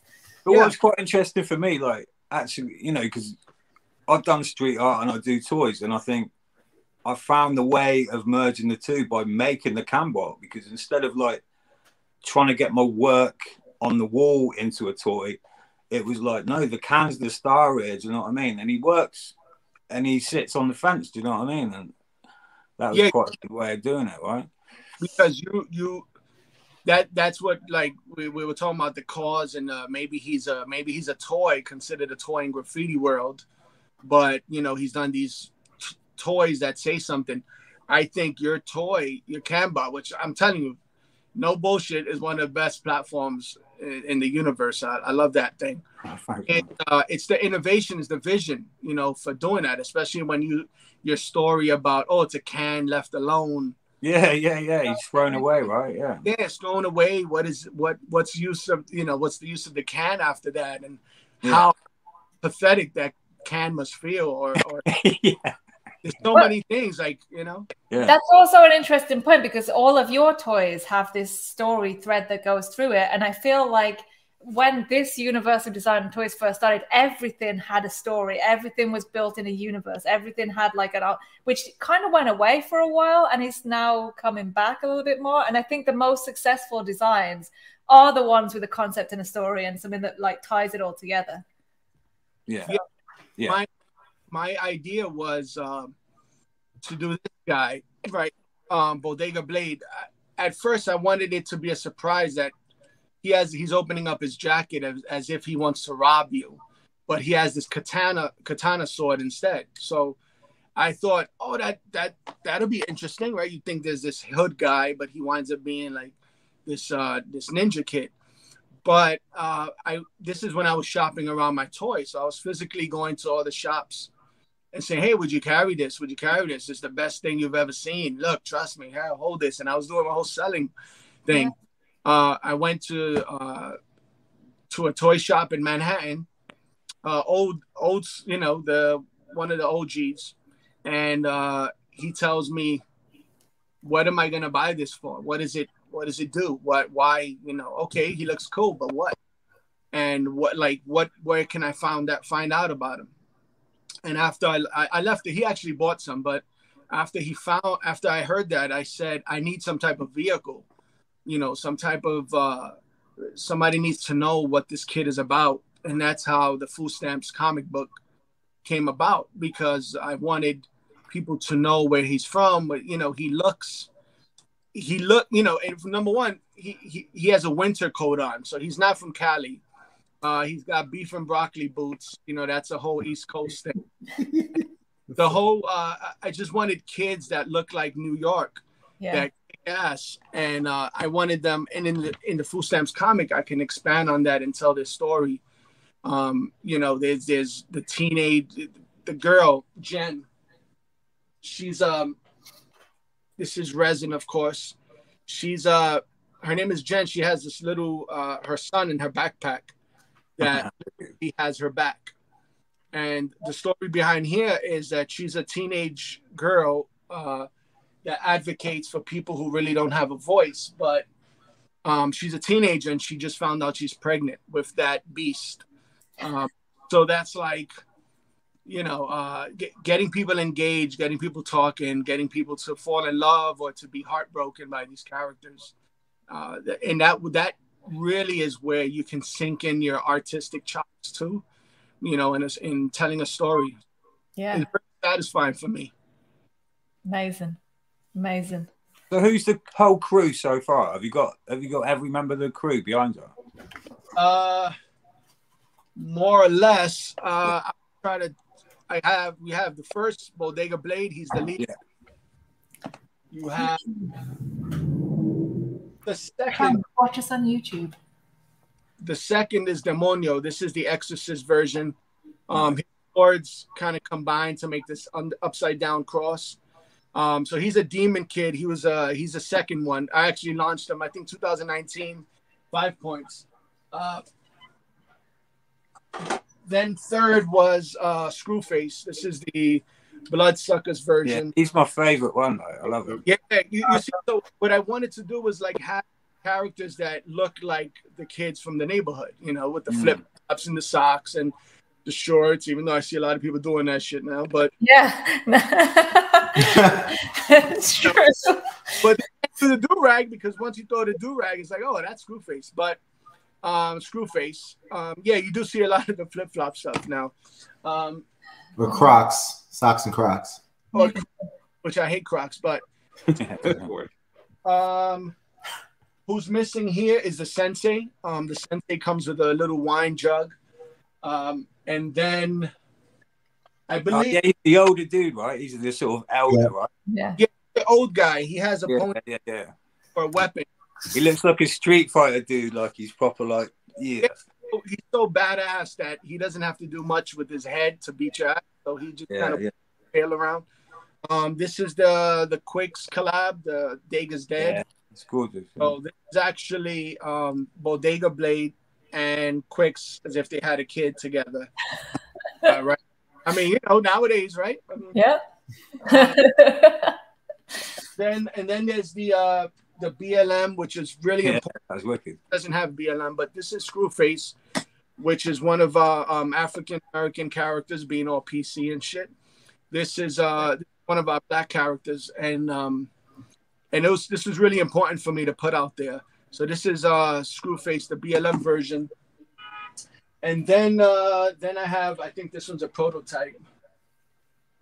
This one is, okay, this was my first, shit, where is it? All right, this is my first vinyl piece. So this is Bastard Wraith. He's his head, backpack lights up. He has removable swords that fit in his hand. This is the Boba Fett colorway, available now. And then there's Wapo, the boxer. So this kid just moved from Florida, and he thinks the New York scene is going to be as sweet, but finds out really quickly that he's going to have to use these little spiked out gloves. Yeah, he's cool. He reminds me of this. There's an anime with Ippo, the boxer. Ippo. Oh yeah, that shit. Like Mike Tyson's Punch Out, right? The Punch Out. No, it's a different one. It's like an anime one, like an anime boxing series. But there's games with it. Yeah, this is she's very important in the story, the comic book, and then we have Bodega Blade 2, which is going to come out on the 5th year anniversary.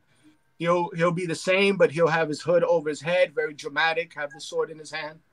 And then when's the 5th year anniversary? When's that coming out? Around August. Okay, awesome. Yeah, so that's something to look forward to. Yeah.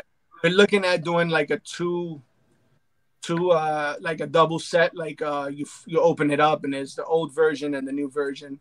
That's rad. That's really cool. But you know, the market has changed, as we know. So trying to be very proper with how I release these things now. Right. Well, hopefully it will swing back around again. I'm sure. It's very 2008 right now, right? That's what they're saying. That's the word on the street. Shout out, Scat. I was talking to Mali. Yeah. That's awesome. That's I amazing. got a question. Tell us about your favorite bodega. There you go. My favorite bodega is the bodega that the story's based on, which is the bodega that was right across the street from us. So we lived in the corner of 146th Street on Willis Avenue. And that's where everybody, just the whole neighborhood, not the whole neighborhood, but all the, you know, what felt like was the cool kids would just gravitate towards that store. And you can get everything from like, you know, a shaving razor to like some beans and maybe a dog leash or something, you know. It had all your needs there. Yeah. And of course, single cigarettes. Yeah, that was our sanctuary. You know, I wanted to build the story around the bodega. So the Food Stamps comic book is basically about these kids that protect their local bodega against rival gangs. You know, they love martial arts movies. They're obsessed with it. But when it comes to a real fight, they can't. So they get beat up all over the place until they meet this older guy who works at the bodega, and he trains them, and they become this little like ninja team that protects the neighborhood, a la Teenage Mutant Ninja Turtles. Amazing. Kind of like the Bronx Wu-Tang Teenage Mutant Ninja Turtles. Yeah. You know, is I get a lot of like Boondock. People say Boondocks, Wu-Tang. Yeah. And that's good. Yeah, okay. Yeah, I get it. But there's so many other stories that come from that community, right? From my community is the human side of the story, which is like, you know, which I dive into on the Food Stamps comic book. It's not really, you know, it's almost like these. I didn't want to do something that was patronizing to people that I grew up with, or I didn't want it to be like, yo, hip hop, yo. And right. Really, I wanted to do something that I just draw or create or design what I see, put it on the table, and, you know, let everyone else kind of figure it out. If it's honest, then hopefully it'll transcend and people will see that or feel that. If not, then maybe pick up the comic book and they'll definitely get some there. How many issues of the book have you made? 5. Oh, I'm sorry, 4. Okay. 5 now. What happened was one of my main artists, he's not doing too well right now. So he'll be okay. God willing, he'll be okay. But right now I was on the search for an artist. But I think I'm gonna have to do this thing on my own now, you know. And so it's human. Well, it's a lot of work. I mean, yeah. Comic book. I mean, me just because I do the layouts, the story, you know, and the difficult thing about that is like you have an overarching story. Mm-hmm. That story has to be broken up into smaller stories, like a sitcom, right? And then you have to tell that story, make your point within those 24 pages. Yeah. So that editing and how the story flows is very difficult to pull off. But when you do, like my favorite thing to do is when I read the comic before I'm ready to publish, I read it, and if I'm laughing or if I feel, you know, these things that I want the reader to feel, then I'm okay. It's ready to go. Bam, hit print, and we're good. Is the dream to have an animation, a cartoon of the? Yeah. I'm working with someone now, putting together an animatic, so that we can pitch it, so that hopefully, you know, it will be a real show. That's awesome. Yeah. The thing with that is all the legal stuff, how much protection you have, how much ownership you have. It's a very competitive place. It's you know, but I just hope that eventually one day the kids will go to sleep in food stamps, bed sheets. Right. That's awesome. So your dream is to blow it up and for it to be huge. My dream would be for food stamps to be a household name. Yeah. So how does one get these comic books? Because I'm legit trying to buy it. Foodstamps.com. There you go. STAMPS.com. We have a bundle now, so there's like 4 for $32. So that's a good bundle because they're $10 each. So you save a few. Yeah. So how did you find out about designer toys? Like you were in the toy, you went to FIT, and then you went to toy school to learn about real toys. Did you already know about designer toys at that point? So what's funny? I was in FIT, and I knew of. I would go to. I think at the time I may be wrong. I think there was before Kid Robot opened up. I believe there was Anime Crash in the Village, something like that. And there I saw like vinyl toys, but I saw more of the. Was it like on Bleecker Street? I believe so. It was I think it was by NYU. Yeah, on Bleecker Street. Yeah, probably.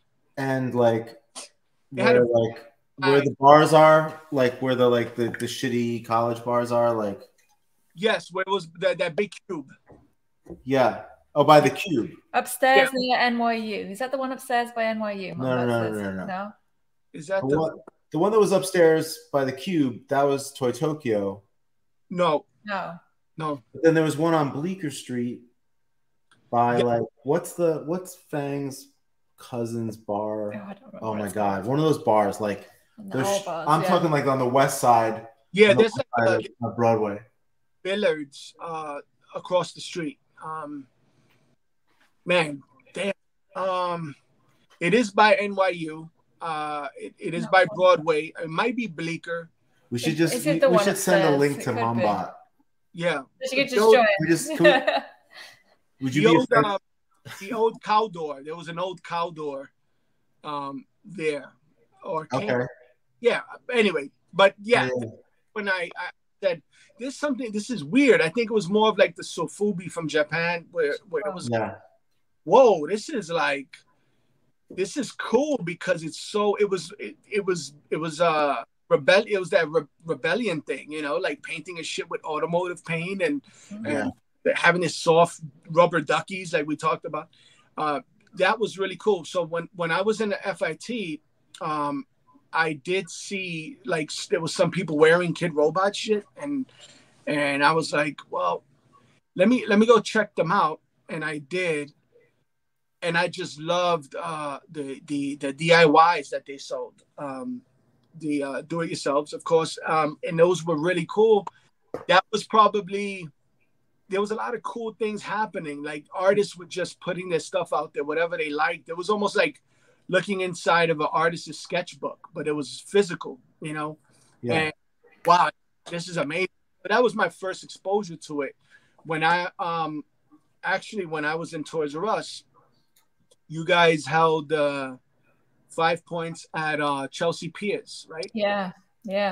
18 or 17, I believe, something. 17. Basketball City. Yeah, Basketball City. Not the Chelsea Piers, the other side, Basketball City. Oh yeah, down south. So I would go on lunchtime, and I would see all the toys coming out and check out all the toy blogs, and there was these designer toys, and you guys going the 5 points, and I went down to Sunday with my son. We're just hanging out. We would do these father and son days. Yeah, always hang out, just nice. Him and nice little play. I got to play on words there. That's good. Yeah, and my daughter's sad daughter day. So get up, I went with Roman, and we walked in, and it was amazing. I mean, Greg Capullo was there, the penciler, Spawn or Batman at the time. Yeah, I met him, and I was able to meet all these artists, and these artists were just like, you know, they were normal people, and they would tell me about their process. And I met James Groman there. And he probably doesn't remember this, but we were talking about a possible gig on Animal Planet. So I was the manager for Animal Planet. And I wanted the biggest badass T-Rex I can get my hands on. That would have been so Dude, cool. Did you have anything to do with the giant Sasquatch? Yes. Oh, Are you fucking serious? I didn't design that, but I managed the brand at that time. I have that Sasquatch up here somewhere at the top. above us. Yeah. The white one. It's the biggest piece of vinyl I ever bought for $20. That's what we were doing. We were trying to beat people in size, value, you know, play pattern, all that stuff. The way it's put together is bonkers. Yeah. Because it's not the way we do vinyl. Like, it's literally like sliced and glued. Yes. Keep it cheap. And that's the way you got the price point. There's no joints. It's great. And I've had people come in here and ask me about it. And I'm like, dude, Toys R Us, $20. Oh my God. You should see the dragon we did. We did one with like a 20-inch wingspan. And it was like flapping wings, projectile. It was just... I'm going to go on eBay and see if I can grab one. Yeah, it was amazing. This is from Toys R Us, actually. I designed this. This is the forearm troll. Oh shit. That's awesome. Look at that. Rad. Articulated part. Is that ABS? This is ABS. The body's ABS. Yeah. As soon as you touch it, I could hear it was ABS. Yeah, it's so cool. It's very Master of the Universe. Yeah, it's Goro, man. It's Goro. Yeah. And this is the hands are PVC because you can open them up, and yeah, you can hear that. Yeah. Then the reason why is, of course, because you know they got to put those screw bosses in there. Yeah. And it just holds whatever they do that too, also on purpose to keep the cavity empty, so they can maybe put electronics in it in the future. You know, yeah. So that was actually my first True Heroes design there, and I was ecstatic when I saw it. Oh my God, a toy that I have the turnaround still, you know. Okay. Anyway, back to James Groman and 5 points. Yeah. So yeah, 5 points. I wander off there for a minute. 5 points, and I was amazed, man. All the artists and you know, they're big now, and they were just there, just talking and giving me a little bit of their process. When I went back to work on Monday morning, I couldn't shake it off, and I said, "Man, I want to be just like these guys. They're happy." You know, because I mean, yeah, I designed toys and I was managing some cool brands, but I dealt with a lot of Excel sheets and I had to manage a lot of the process and have to deal with deadlines and vendors and a bunch of bull crap. But the politics, that's the other thing. Yeah. Because I have to now deal with a brand manager. A lot of times the product manager and the brand manager, they have different visions. Yeah. And I had to deal with that, and it was a pain in the ass. So 5 points was like a breath of fresh air, seeing these designers do their own stuff. It was amazing.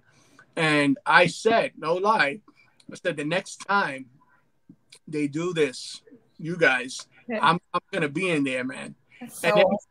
it was a Russ fell under, and I started designing Bodega Blade. You know, it was a little funny. It was a little like, I had to find my voice. I had to be like real to myself, keep it reals, right? Yeah. And do my thing. And that's what happened. I love the character as soon as Bodega Blade is based on a news clip. So there was this guy in New York that tried to hold up a bodega store, and the owner chopped off the guy's finger with a machete, and they named him Bodega Ninja.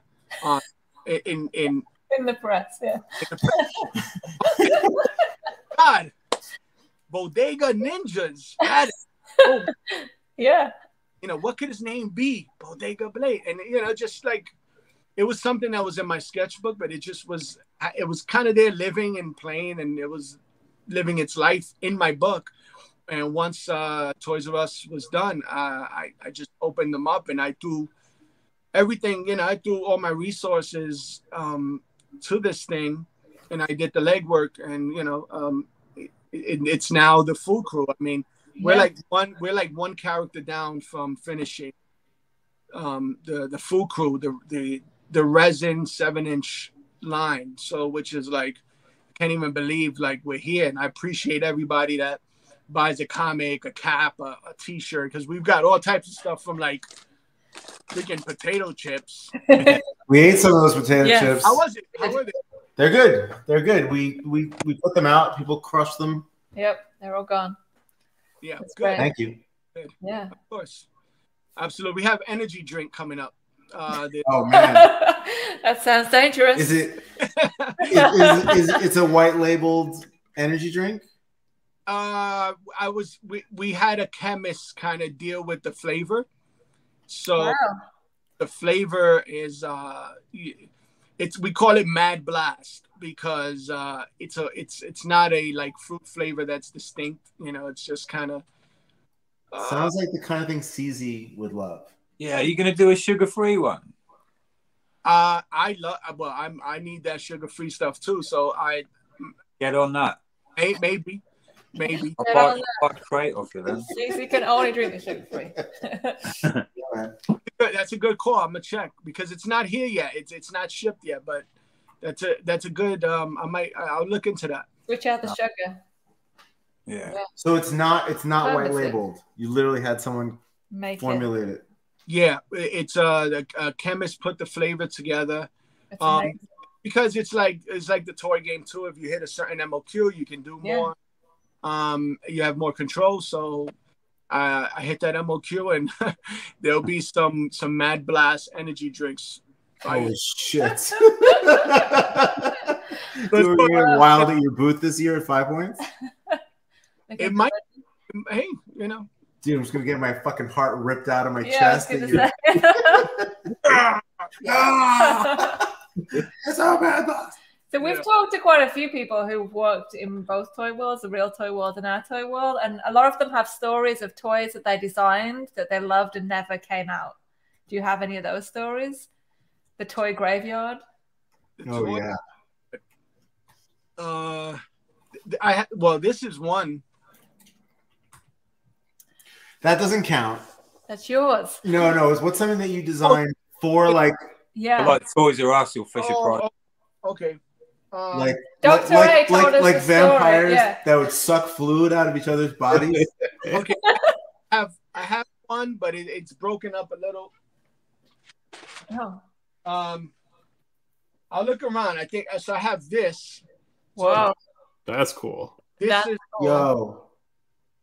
was for a 4-inch figure. So this is when Titanfall was really big. Mm-hmm. And I said, we would pitch these ideas. I said, robots are really big, this whole mech suit thing.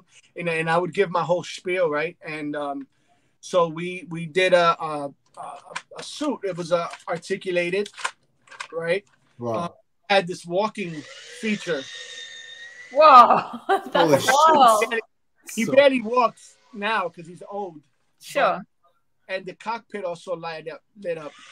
Oh, it's amazing. not like it is. It's like yeah. Yeah, so it was like things that we really want to see. I'm gonna show you something that I picked up at 5 Points that year. Yeah, show us. Oh, Brotherfoot! Of course. Shout out. Very nice. I love this. I love it. I don't even want to paint it. It's so cool. It's so cool. So we good, have some in the case. Yeah, because he took a Rotocaster machine. Yeah, that was it. That year. Yeah, and he just Rotocast resin on the spot. It was rad. I have another toy, but it's in the living room, and I don't want to. That's cool. That's a good one, man. But yeah, there's a few. There's a big cemetery in my workshop over at the apartment. That one I have some really, really cool stuff that's never seen the light of day, and it's a shame. Yeah. We should have you back on and just do like a toy graveyard. We should get a bunch of people on for like a toy graveyard episode. Yeah. Like a metal song that goes with it. Like, I'm toy graveyard. I'm gonna tell Russ that you really dig his what was it, the abominable snowman? Yeti. Yeah, the Yeti. Yeah. Where is he? Is he He's high? up Oh, there. I see him. Yeah, you just can't see him very He's well up from there. here. He's Yeah. up there. Yeah. Yeah, no, that was the shit. I love Oh, that. I'm sorry. Hold on. These never saw the light of day. These were roto molded too. These were called Slimasaurs. Came up with the name too. So I was like a one-stop shop. I was saving Toys R Us money because I was managing, designing, and like coming up with The these whole thing, yeah. So these were Slimasaurs. You would open up his body there at the seam. This is a prototype, so it doesn't. Sure. And you would pour in the slime, squeeze him, and it would come out of his mouth. That's awesome. This one's called Sumo, and what I did, I casted him, and he's I don't really. I sold him at one of the shows that I had done. Yeah. This is Sumo. Cool. But this is the difference. Look, for those that want to see, this is what I wanted from the vendor, Yeah. and this is what I got. Yeah. So wait, so they resculpted it? Yeah, who They invented resculpted it? the tongue? They sculpt by hand. They sculpt it in wax. Yeah. But Oh my why God. would they resculpt it? Well, because there was some undercut issues. Like here, this is so concave. They smoothed it out here. But they just thought they'd be like, oh, well, he But needs we'll a change tongue. everything. And like, Yeah.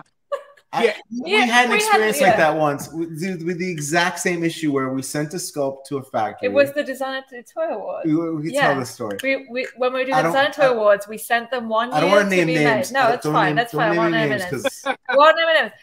We decided 1 year that we weren't going to produce them ourselves, which we no longer do either because they're really hard to produce and everybody quits because it's so hard to produce every year. Painful. Everyone's like, I'm never doing this again. This is so hard. So Anyway, so we sent them to China and we sent an award to them, but rather than taking a mold of it they or were like, hey, there's some undercut issues that we want to. hello, Oh, hey, We're on the big screen. we're in the hospital.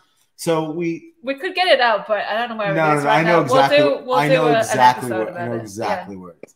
So literally, they resculpted the whole thing so poorly to fix the two undercuts, like with the this and the that, Yeah.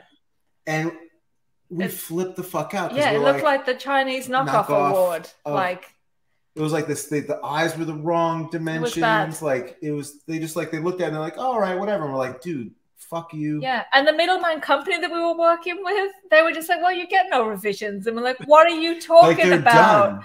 Like, what do you mean they're done?" So yeah, Oh my god! I remember It's I said wild. they were like, "Well, I don't want. I'm not gonna give any more detail." one day we'll tell the whole story and show them because we have it somewhere. It's wild. But flip us Flip back, them back, Harrison. yeah. Flip us back. There you go. These Thank so this is the T-Rex, and you could see. Oh, I knocked out some teeth, but you can see the. Well, not. I mean, there was a James Groman type of 80 Yeah. that I was trying to get here.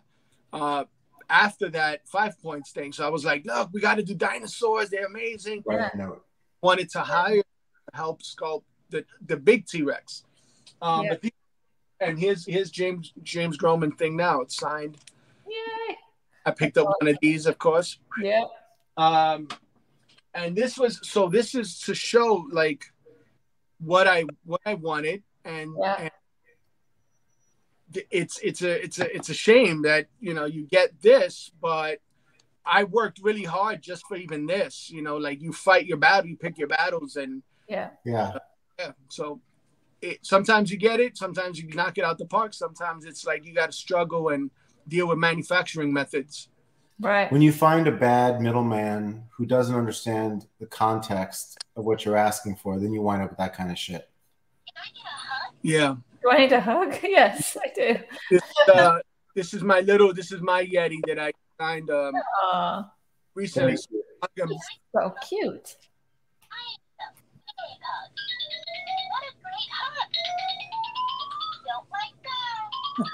Oh, and it lights up. And was that produced and sold? This is produced and sold for Snap Toys. Yeah, that's produced. That's but I think they have mostly markets in Europe, not in the US too much. They're trying to penetrate into that market. Sounds naughty, I know, but Toys, penetration. Yeah. It's all one. Cool. Yeah, man. Yeah, man, you're like a paradox. Okay. No, because you're so you. Like when I met you and learned about food stamps and learned your whole world, I would never have thought that you were working for an actual toy company. And I think you told me, but I kind of almost didn't even believe you. Yeah. There's a lot of that. You know what I mean? Yeah. You were like, oh no, I make real toys. And I was like, whatever, talk to me about Bodega Blade. Well, I would never call them real toys, you know. Well, but that it was interesting to get people on here because we never worked for a major toy company. CZ's never worked for a major toy company. You know what I mean? So it's always interesting to meet people in our world who kind of have that whole other perspective. Mm-hmm. Yeah. You know, and it's I don't know, it's disconcerting, but it's also illuminating. Yeah, I love the designer. I love the designer toy route because it's infinite what you can do. It's all about, you know, if you can hit the MOQ, you got some money, they can sculpt it, but you know, you also have to have that that's where the toy design experience comes from, like wall thicknesses and shrinkage rates. Injection molded versus roto molded or ABS and versus PVC, all that stuff. When you showed Joints. the Big Pun Joints. when you showed that the Big Pun road sign, the street lamp, all I can think is that thing's gonna break. Yeah. The sign itself, or the like in shipping from China. It gives you shipping worries. It gives me shipping. Oh my god. Agita. Yes. Yeah. To be a true New York Jew. No, or is that actually Italian? Is Agita Italian? No. No lie. No bullshit, right? Every time something's shipped from China, it gives me nightmares till it lands. Right. Yes. It's so that is the designing is no problem. The deco is no problem. Yeah. Shipping, getting them into the ports is no problem. The problem is, are they gonna break in transit? Because you're gonna eat that. Yeah.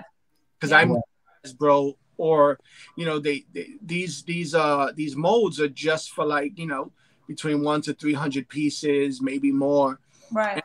If I'm done. You know, it's that keeps me up at night. I swear. Yeah. No, 100%. That Big Pun is ambitious. Yeah. Well, they did. You know, I was. You have to be very proactive. You know, you can't just, like a lot of artists and they'll throw something out. They do a doodle, throw it out, and they get it back, and they're happy with it because it looks similar to what they've drawn. But you don't see the methods and what they went through, you know, and like what can happen to, you know. Like I have a Pinocchio. Todd McFarlane, McFarlane is the worst with that. It's the worst because you'll buy like a baseball Derek Jeter swinging, and 2 days later his bat is warped, right, from the heat because it's PVC. Right. But what he should do is do it in ABS. ABS doesn't have that shrinkage as much, you know, or that more expensive. Yeah, I would. ABS more expensive? Oh, I don't always like the feeling of ABS. Sure. Yeah, because it's mostly because it's an industrial, more an industrial style plastic that is really made for housing, electronics, and more than, you know. I'm sorry, this is like a shop class. People will love this. Don't worry. Don't worry. The people that are watching this are going to be like, "That's really interesting." Not like, "Oh, that's boring." They're just going to be like, "Oh." And we could talk about music, but people want us to talk about toys. I like toys. Yeah. I bleed plastic, man. I love toys. My favorite toy when I was a kid was a Mickey Mouse on some racer, and it went underneath the stove. And my mother was paranoid that if we pulled it out the stove, the wiring would disconnect and we'd die or something. And there's a little cemetery under that stove that has 1 million toys. One day. You got to get in there, man. Yeah, I know, right? And Yeah. oh, my mom, man, you know, oh my God, she just she went through it, man. You know, we weren't the nicest group to deal with, but now she's older, and you know, like, oh my God, I'm always waiting. Oh, Mom, you need this, you need that, and it just Taking care of it. God, I'm a big mama's boy, so Yeah. Well, I think most boys are. I think everyone here loves their moms. yes. Should we toy tank? Should we toy tank and then come back to Rio's? Yeah, let's do that. 7. It's almost 8 o'clock. Let's do that. Let's do I toy think tank and then it's we'll time. come back. Yeah, we'll come back to you, Rios, because we could do this for hours. Sounds good. Let's do it. Nice. All right, yo, you guys ready for some fucking toy tank? Yeah, bro. Yeah. Ready for the Awesome. Oh, That's yeah. Okay. all. I am so excited about this one. Yo, let me do the little fucking song though. Yo, we Oh, gotta- and then we can be excited. Yeah. Yeah, nice. Toy tank, take me to the toy tank and show me your fucking toys. Good job, Alex. That was Right. awesome. Yo, all right. I am so excited about this one. Yo, we got Yo-Yo Dime Toy Division. He does bootleg action figures. And Hello. I fucking love bootleg action figures because they're the fucking cleverest things always. People come up with the fucking best ideas. So without I further think ado, we were both so excited about the one that you have on your desk. oh yeah, we're When gonna this do one came now. in, oh my Oh, god! oh, yes. Oh, yeah, I don't want to fucking Show play it, it. Yes, show yes, it yes, real quick. yes. Show it. Oh Show my god, it. yo, this dude Show it. created this fucking Oh, my My God. little bantha. little bantha. Oh, my I God. had to keep one because it's the best. It's the Oh best. my god, it's Yo, the best. boom, fucking mind blowing. It's genius, is what it is. I have a new Put it on colorway. I have a new colorway of that fella coming to Assembly Required next weekend. Yay! Awesome. Fuck yes. Fuck yes. Here, hold on. I know this isn't related, but if I do this quickly enough, I can show you that there's been a modification to the backer card for it. Ooh. Oh, I Oh. see. Do a I see. little hint, maybe, of what. Yeah. Oh, sorry, wrong way. I see. And then reverse. Yeah. So that's a hint of the mashup of the mashup of the mashup for the Yeah. next colorway. Yes. Yeah. I love it. I love it. I love it. It's Can the you best. save us one? I can try. Yeah, I've got. Why not? We need a whole rainbow. Yeah. I'll drop you guys. I'll drop you guys an email next week once I'm done with the show. I love Yeah. them. I love them. Thank you. So, how does this work? Yo, show us what you got. Like, what are you working on? I'm working on a bunch of stuff for Assembly Required right now, and I literally just got back from a week in Toronto last night. So the clear coat on one of them dried about 20 minutes ago. So So is I'll it start with that original? one. I've got two that are ready, that are like Okay. ready. So I'll start with the first one. Sure. So the first one is the copyright bill of 1976. Oh, okay. Miranda, do you know what that is? No. I guess it's to do with Mickey Mouse and the No, whole copyright no. thing. Yeah. Well, yes, but I mean- but the bill is, you know, Schoolhouse Rock. Schoolhouse Rocks. Okay. Yeah. So Schoolhouse Rock was like an educational cartoon that started in the 70s, and there's a song called I'm Just a Bill on Capitol Hill, and it's all about how laws are made. And Yeah. the Copyright Act of 1976 was the first copyright act that extended the copyright of Mickey Mouse. Yes. Uh-huh. And it also was the first copyright act that codified fair use in American copyright law. Okay. Which is And still grey, could I just say. Fair use is still very grey for a law. It's very grey. it is. But here is the topper card, which is the fair use statute from the legislation. Oh, Yeah. nice. So it goes like this. Fair use is dependent on the judge in the courtroom. Yes. Let's decide. Yeah, I'm writing my PhD about this stuff. So Oh, you are? Oh, wow. I'm pretty deep in. We should Character. talk offline about it because Yeah. What's up, Chris? What's up, Chris Bolton? Sorry, didn't mean to interrupt you, Joy Division. I mean, Hello. Joy Division. Yeah. So I'm writing my PhD about character licensing, appropriation art, and toys and action figures. That's awesome. And when I was at You're Design, hired. what's I, that? You're I, hired. I wrote my dissertation on a similar vein Yeah. when I was at uni. It's fucking- Oh, nice. I'd love to read it.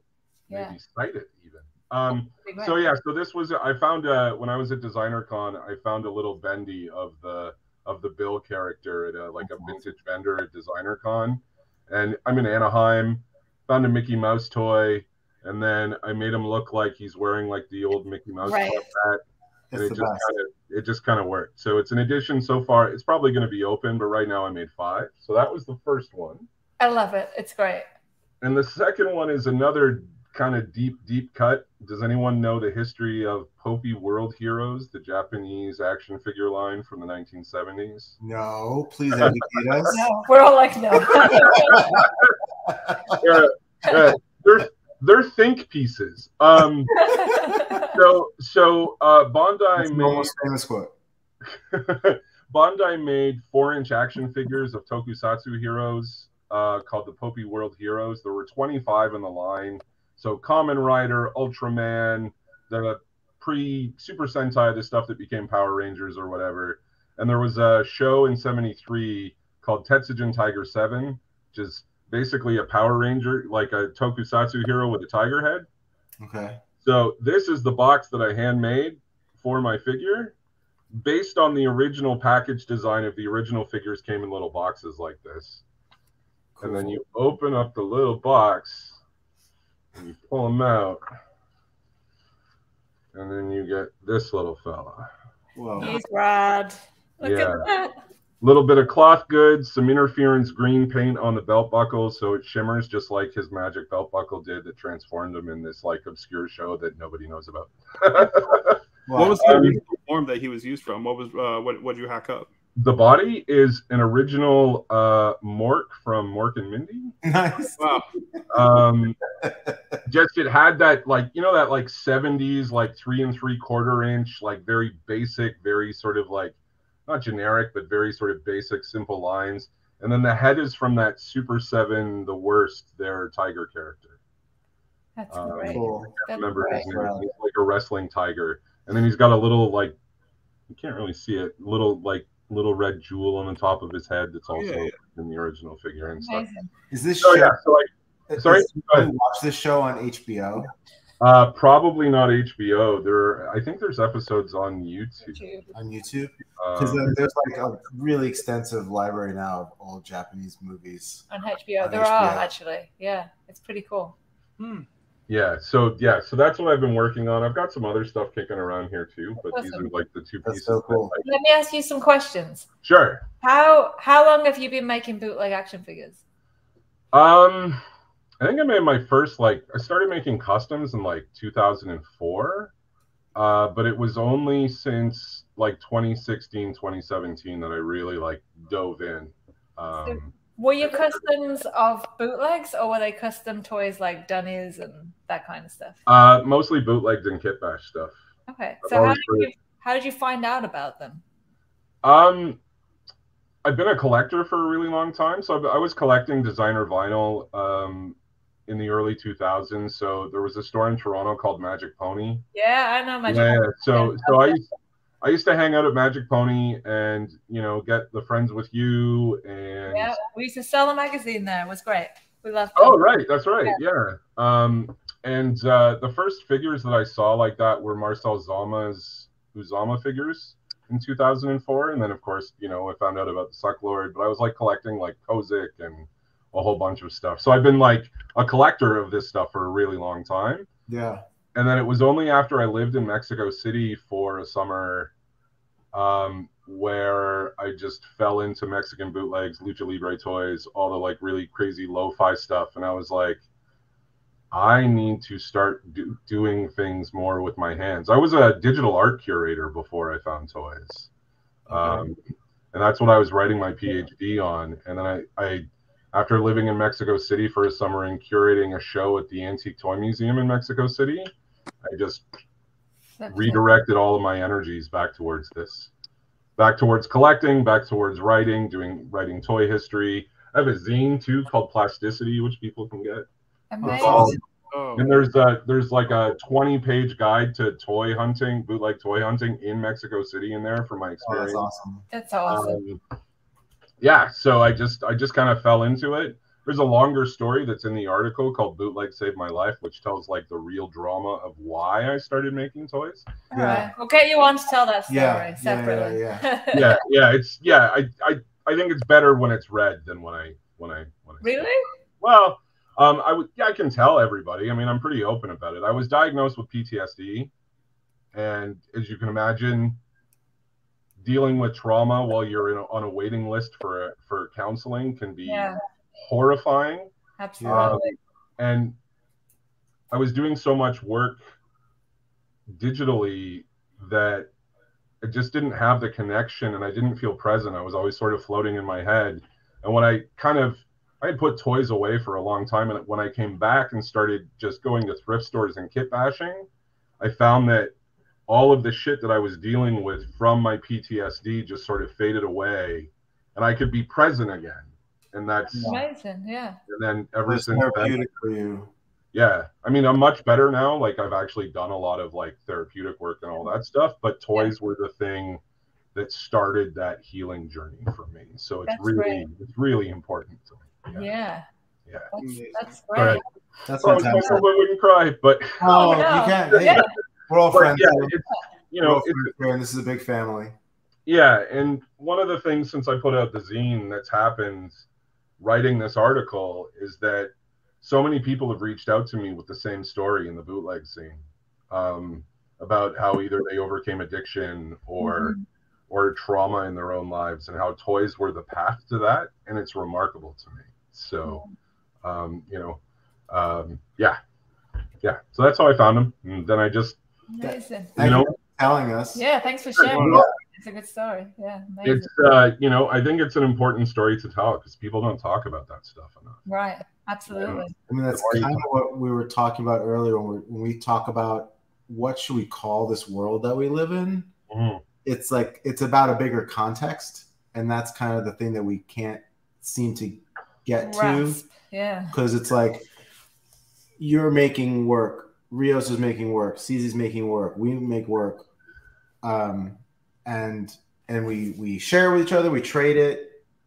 We buy it, we collect it, we make it, and it's this bigger context. And it's not about the fact that they're toys. It's this whole sharing community that I think is the thing that we're trying to get to with trying to explain what the world that we live in.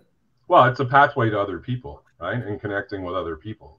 Yeah. At least for me. I mean, once I started sort of finding the community online, those are some of the most important relationships and friendships in my life now.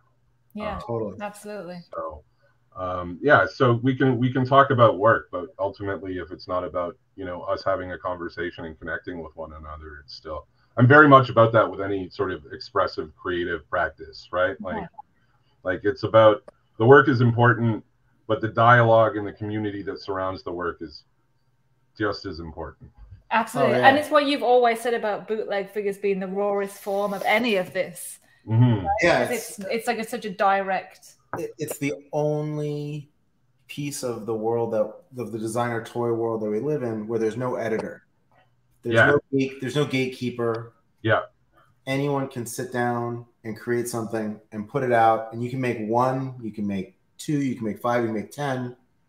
And it's literally from your mind to the gallery wall or to to the collector's hands. Yeah. And it's like it's so raw. And the fact that you're making zines, that's what I started with. That's me too. I started when I was 17. Yeah.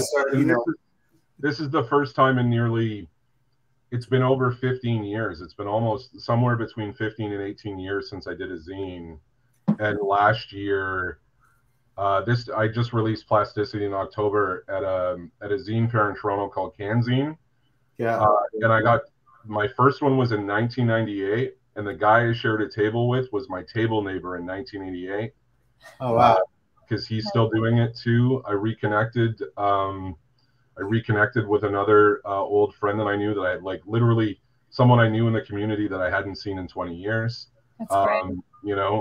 So yeah, for me, bootleg toys are the closest thing to a zine that a toy can be.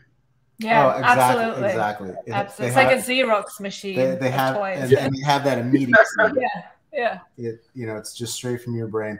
And you can know, like, you could write an article or anything you want in a zine. There's just no one to say, "Oh, you can't publish that." Yeah. So, accessibility is like a really important sort of ethos that I live by, and and zines and like DIY and indie culture is always even when I sort of stepped out for a while, inevitably I always end up back there. Yeah. Because there's something really wonderful about the fact that, for a lot of us, I think most of the people that I know in the bootleg scene or the sort of indie toy scene, whatever you want to call it, it's like zines or other independent sort of communities like chip music or something. The people who make it are the people who are the most enthusiastic about it. 100%. Like, not just as makers, but as consumers. Yes. And that's one of the most wonderful things about that is you form relationships through trading and talking to other people and, just sort of spending time. Yeah. So that's why I'm excited for Assembly Required, because I get to meet a bunch of people next week. Yeah, absolutely. That's next weekend? Yeah. Wow, that's so fast. Oh my God. Yeah, so I'm doing a little U.S. tour. I'm flying into Eartha, Kentucky to go hang out with the Eartha, Kentucky folks, and then we're driving to Assembly Required, and then another toy maker, Mr. Dan Productions, shout out to Dan, is taking me back to Pittsburgh so I can do things like go to the Warhol Museum, and then I'll fly. Yeah. That's a fun trip. Yeah. Awesome. So you live in Toronto now? I live in London, which is 2 hours away. Not London, England. I'm like, No. London, Ontario, the little London. I live here, but I teach at a university in Toronto, so I commute once a week for teaching. But this is like kind of the yo-yo cave or whatever you want to call it. Are you from the Toronto Collective? I go there all the time. Yeah. Awesome. Shout out to Toronto Collective. Their pinball parlor that they set up in the back full of like pinball machines is like, after I teach, I usually go there for a couple of hours after. Oh, pinball machines. God damn it. I want some pinball machines. Yeah. We'll have to take a trip. We've been meaning to go for a long time. Yeah. Yeah, man, they're doing such great work with that space. Like, it's a fantastic space. I love that. Maybe we'll go in the summer. Yeah. If you do, let me know. Oh, we will. Yeah. Oh, we will. Don't you worry. Well, I am thoroughly inspired right now. Like, I really appreciate you telling us your story. I mean, and like the way that everything just like comes together. I mean, amazing. Sometimes the cosmic what's it just knows what it's doing, even if you don't know what it's doing. That's my word for it, because I have no idea. I'm very agnostic, but I can honestly say that, like, I think for me, it started with nostalgia and like reestablishing a relationship with a younger version of myself. And then it became something else. Yeah. And that's what I love about bootleg toys. Cause like nostalgia is sort of the baseline. We're playing around with ideas, but then those ideas sort of build and critique on that stuff. And then it becomes something else. Yeah. Oh, you said it. So let's invite Rios. Rios, do you have any advice or anything you'd like to input? Man, I love what you're doing. It's really cool, and I love that the characters you're choosing are so obscure. You do have to do a little homework, because that's kind of like the appeal of the whole genre, right? It's like, what are these things together? What's going on? Yeah. I love what you're doing. I've been to Assembly Required. I've met a lot of cool people out there. Very nice show. Good luck out there. It's really, really nice stuff you're doing. Really great. Yeah, thanks. Yeah, I'm looking forward to getting away from the mountainous snow we just got last night. So. We had a snow day with no snow. We had a fake snow day here yesterday. Yeah, I think it's the same storm. But Rios, I just wanted to say I really love the work that you showed as well. It's representation is important, and I love how you're making it autobiographical. That's one of the things I love about the freedom of indie, right? Like, thank you. We get to do that stuff rather than worrying about, the sort of shareholders and the transmedia brands. We can just be like, this is my thing and this is my story. I think here is like a whole gang of people here that you're seeing this thing. We're trying to kind of almost explain what life is. You know, it's almost like that, like trying to explain what you do and why you do it. It's almost like trying to find God or something. It's very elusive, you know. So you're just seeing kind of, or people that are seeing us right now, seeing people that are struggling with the art and fighting that. The artwork comes from the struggle of like this to this or singing or whatever it is. So I commend you for doing your thing, and thank you for your kind words. I appreciate that. Thanks. Yeah. Thank you. Thank you. Cece, you got anything to add? No, I really buy into the art therapy thing, man. You know what I mean? Yeah. I think it's really important. And yeah, I've had hard times in my past, you know what I mean? And art has always been that lovely little place where you can feel at home, or you can express something through it, or just feel better, man. Do you know what I mean? So yeah, it's great that you're doing what you're doing. Yeah, I mean, you talked a lot about addiction too, Cece, and how art got you out of that too. So yeah, definitely, yeah. Something about holding something in your hand that you had everything to do with its conception and its sort of materialization is an elevating feeling that, you know, is like can overcome all of that other stuff. Yeah. Like sometimes I'll pull from a mold, you know, and there's flashing and it's garbage, or I burnt the mold and you're like, oh, but you put in the work, you do the finishing work, then all of a sudden you're like, oh, there it is. And that moment of there it is for me is like what sort of continues to motivate me.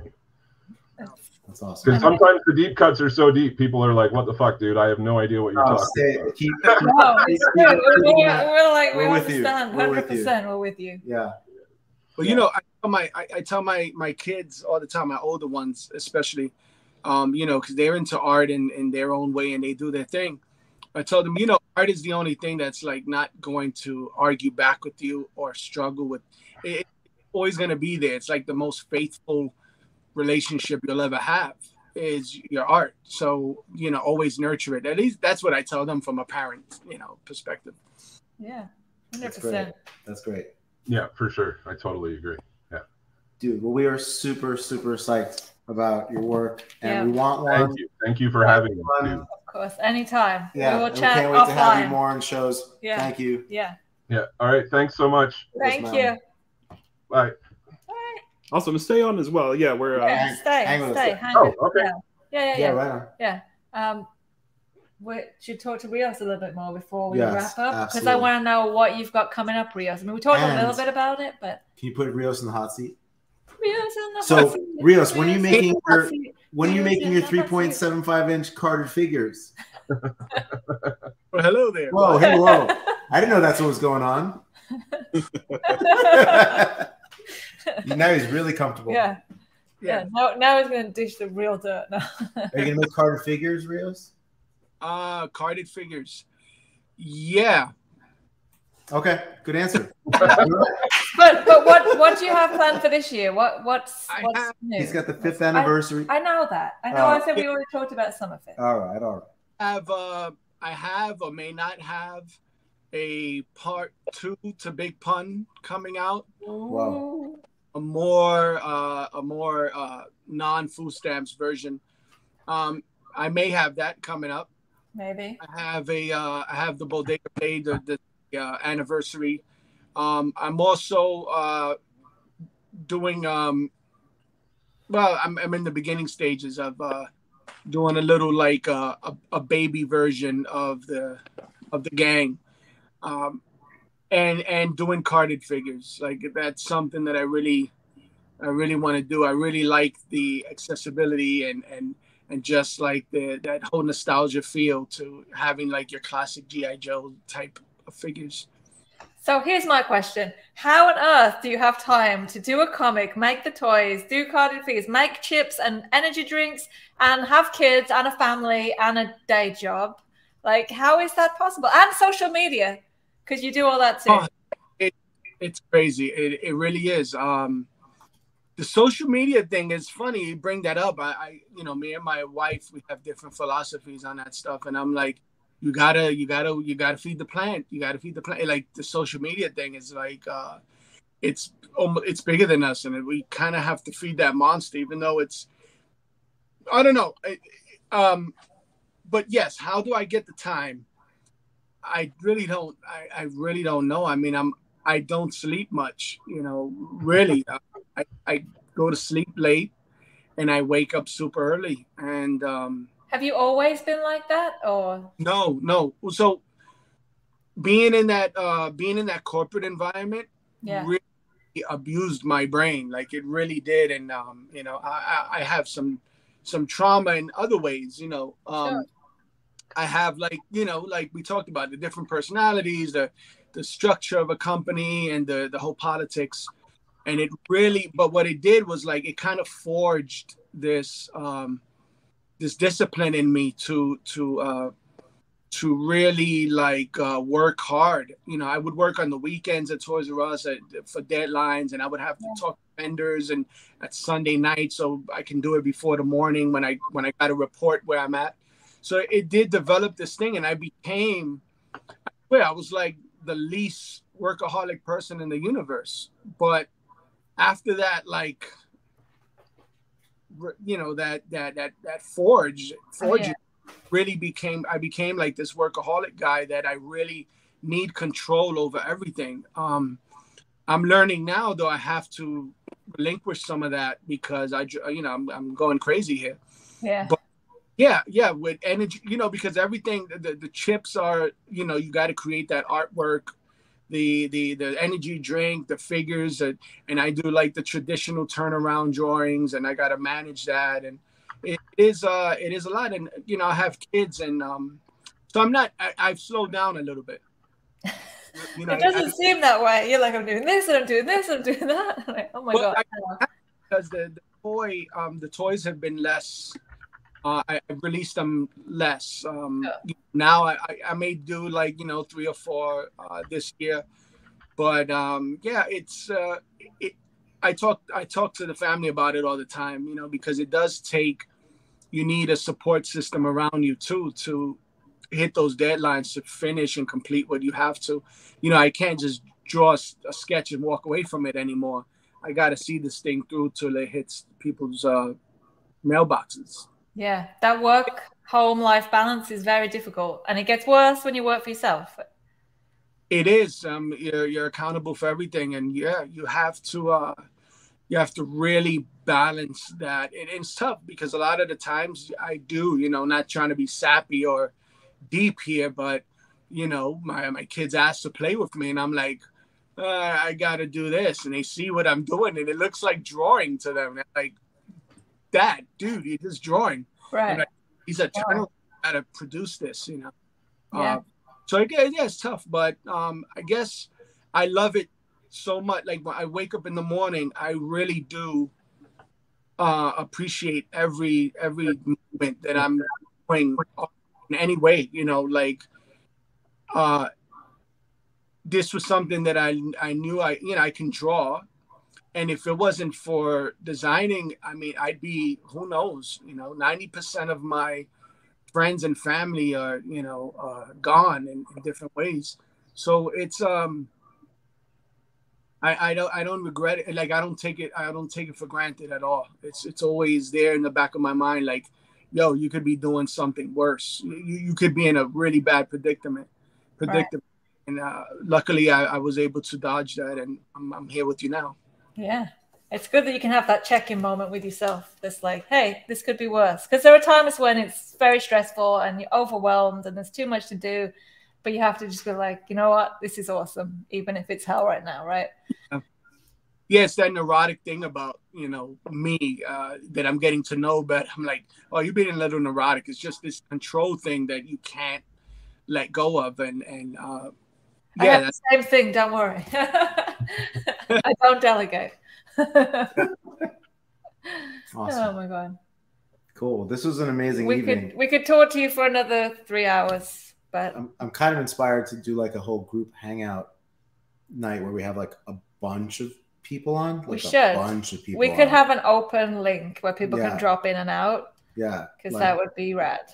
Yeah, that would be cool. Like a little panel, a little round table. Yeah, and then yeah. or just drink. We just have topics. But this is the topic now. But instead of doing it like structured, it could be a little more like loosey goosey. Yeah, I like that. Yeah, because so many people showed up tonight to talk. It was great. Yeah. So thank you everyone who watched. Yes. Rios, you know we love you. Yes.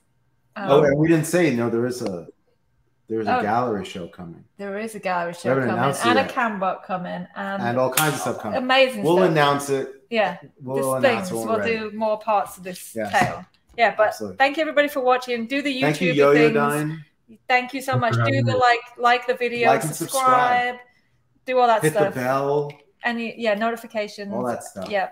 Thank you. Thank you, CZ. Thank you, CZ. Thank you, Mai Tanaka. Thank you, everybody. Tanaka, for being mighty. Thanks for everybody in the chat. It was really good talking to everybody. And we'll see you again next week with more awesome toy news and info and interviews. One love. Awesome.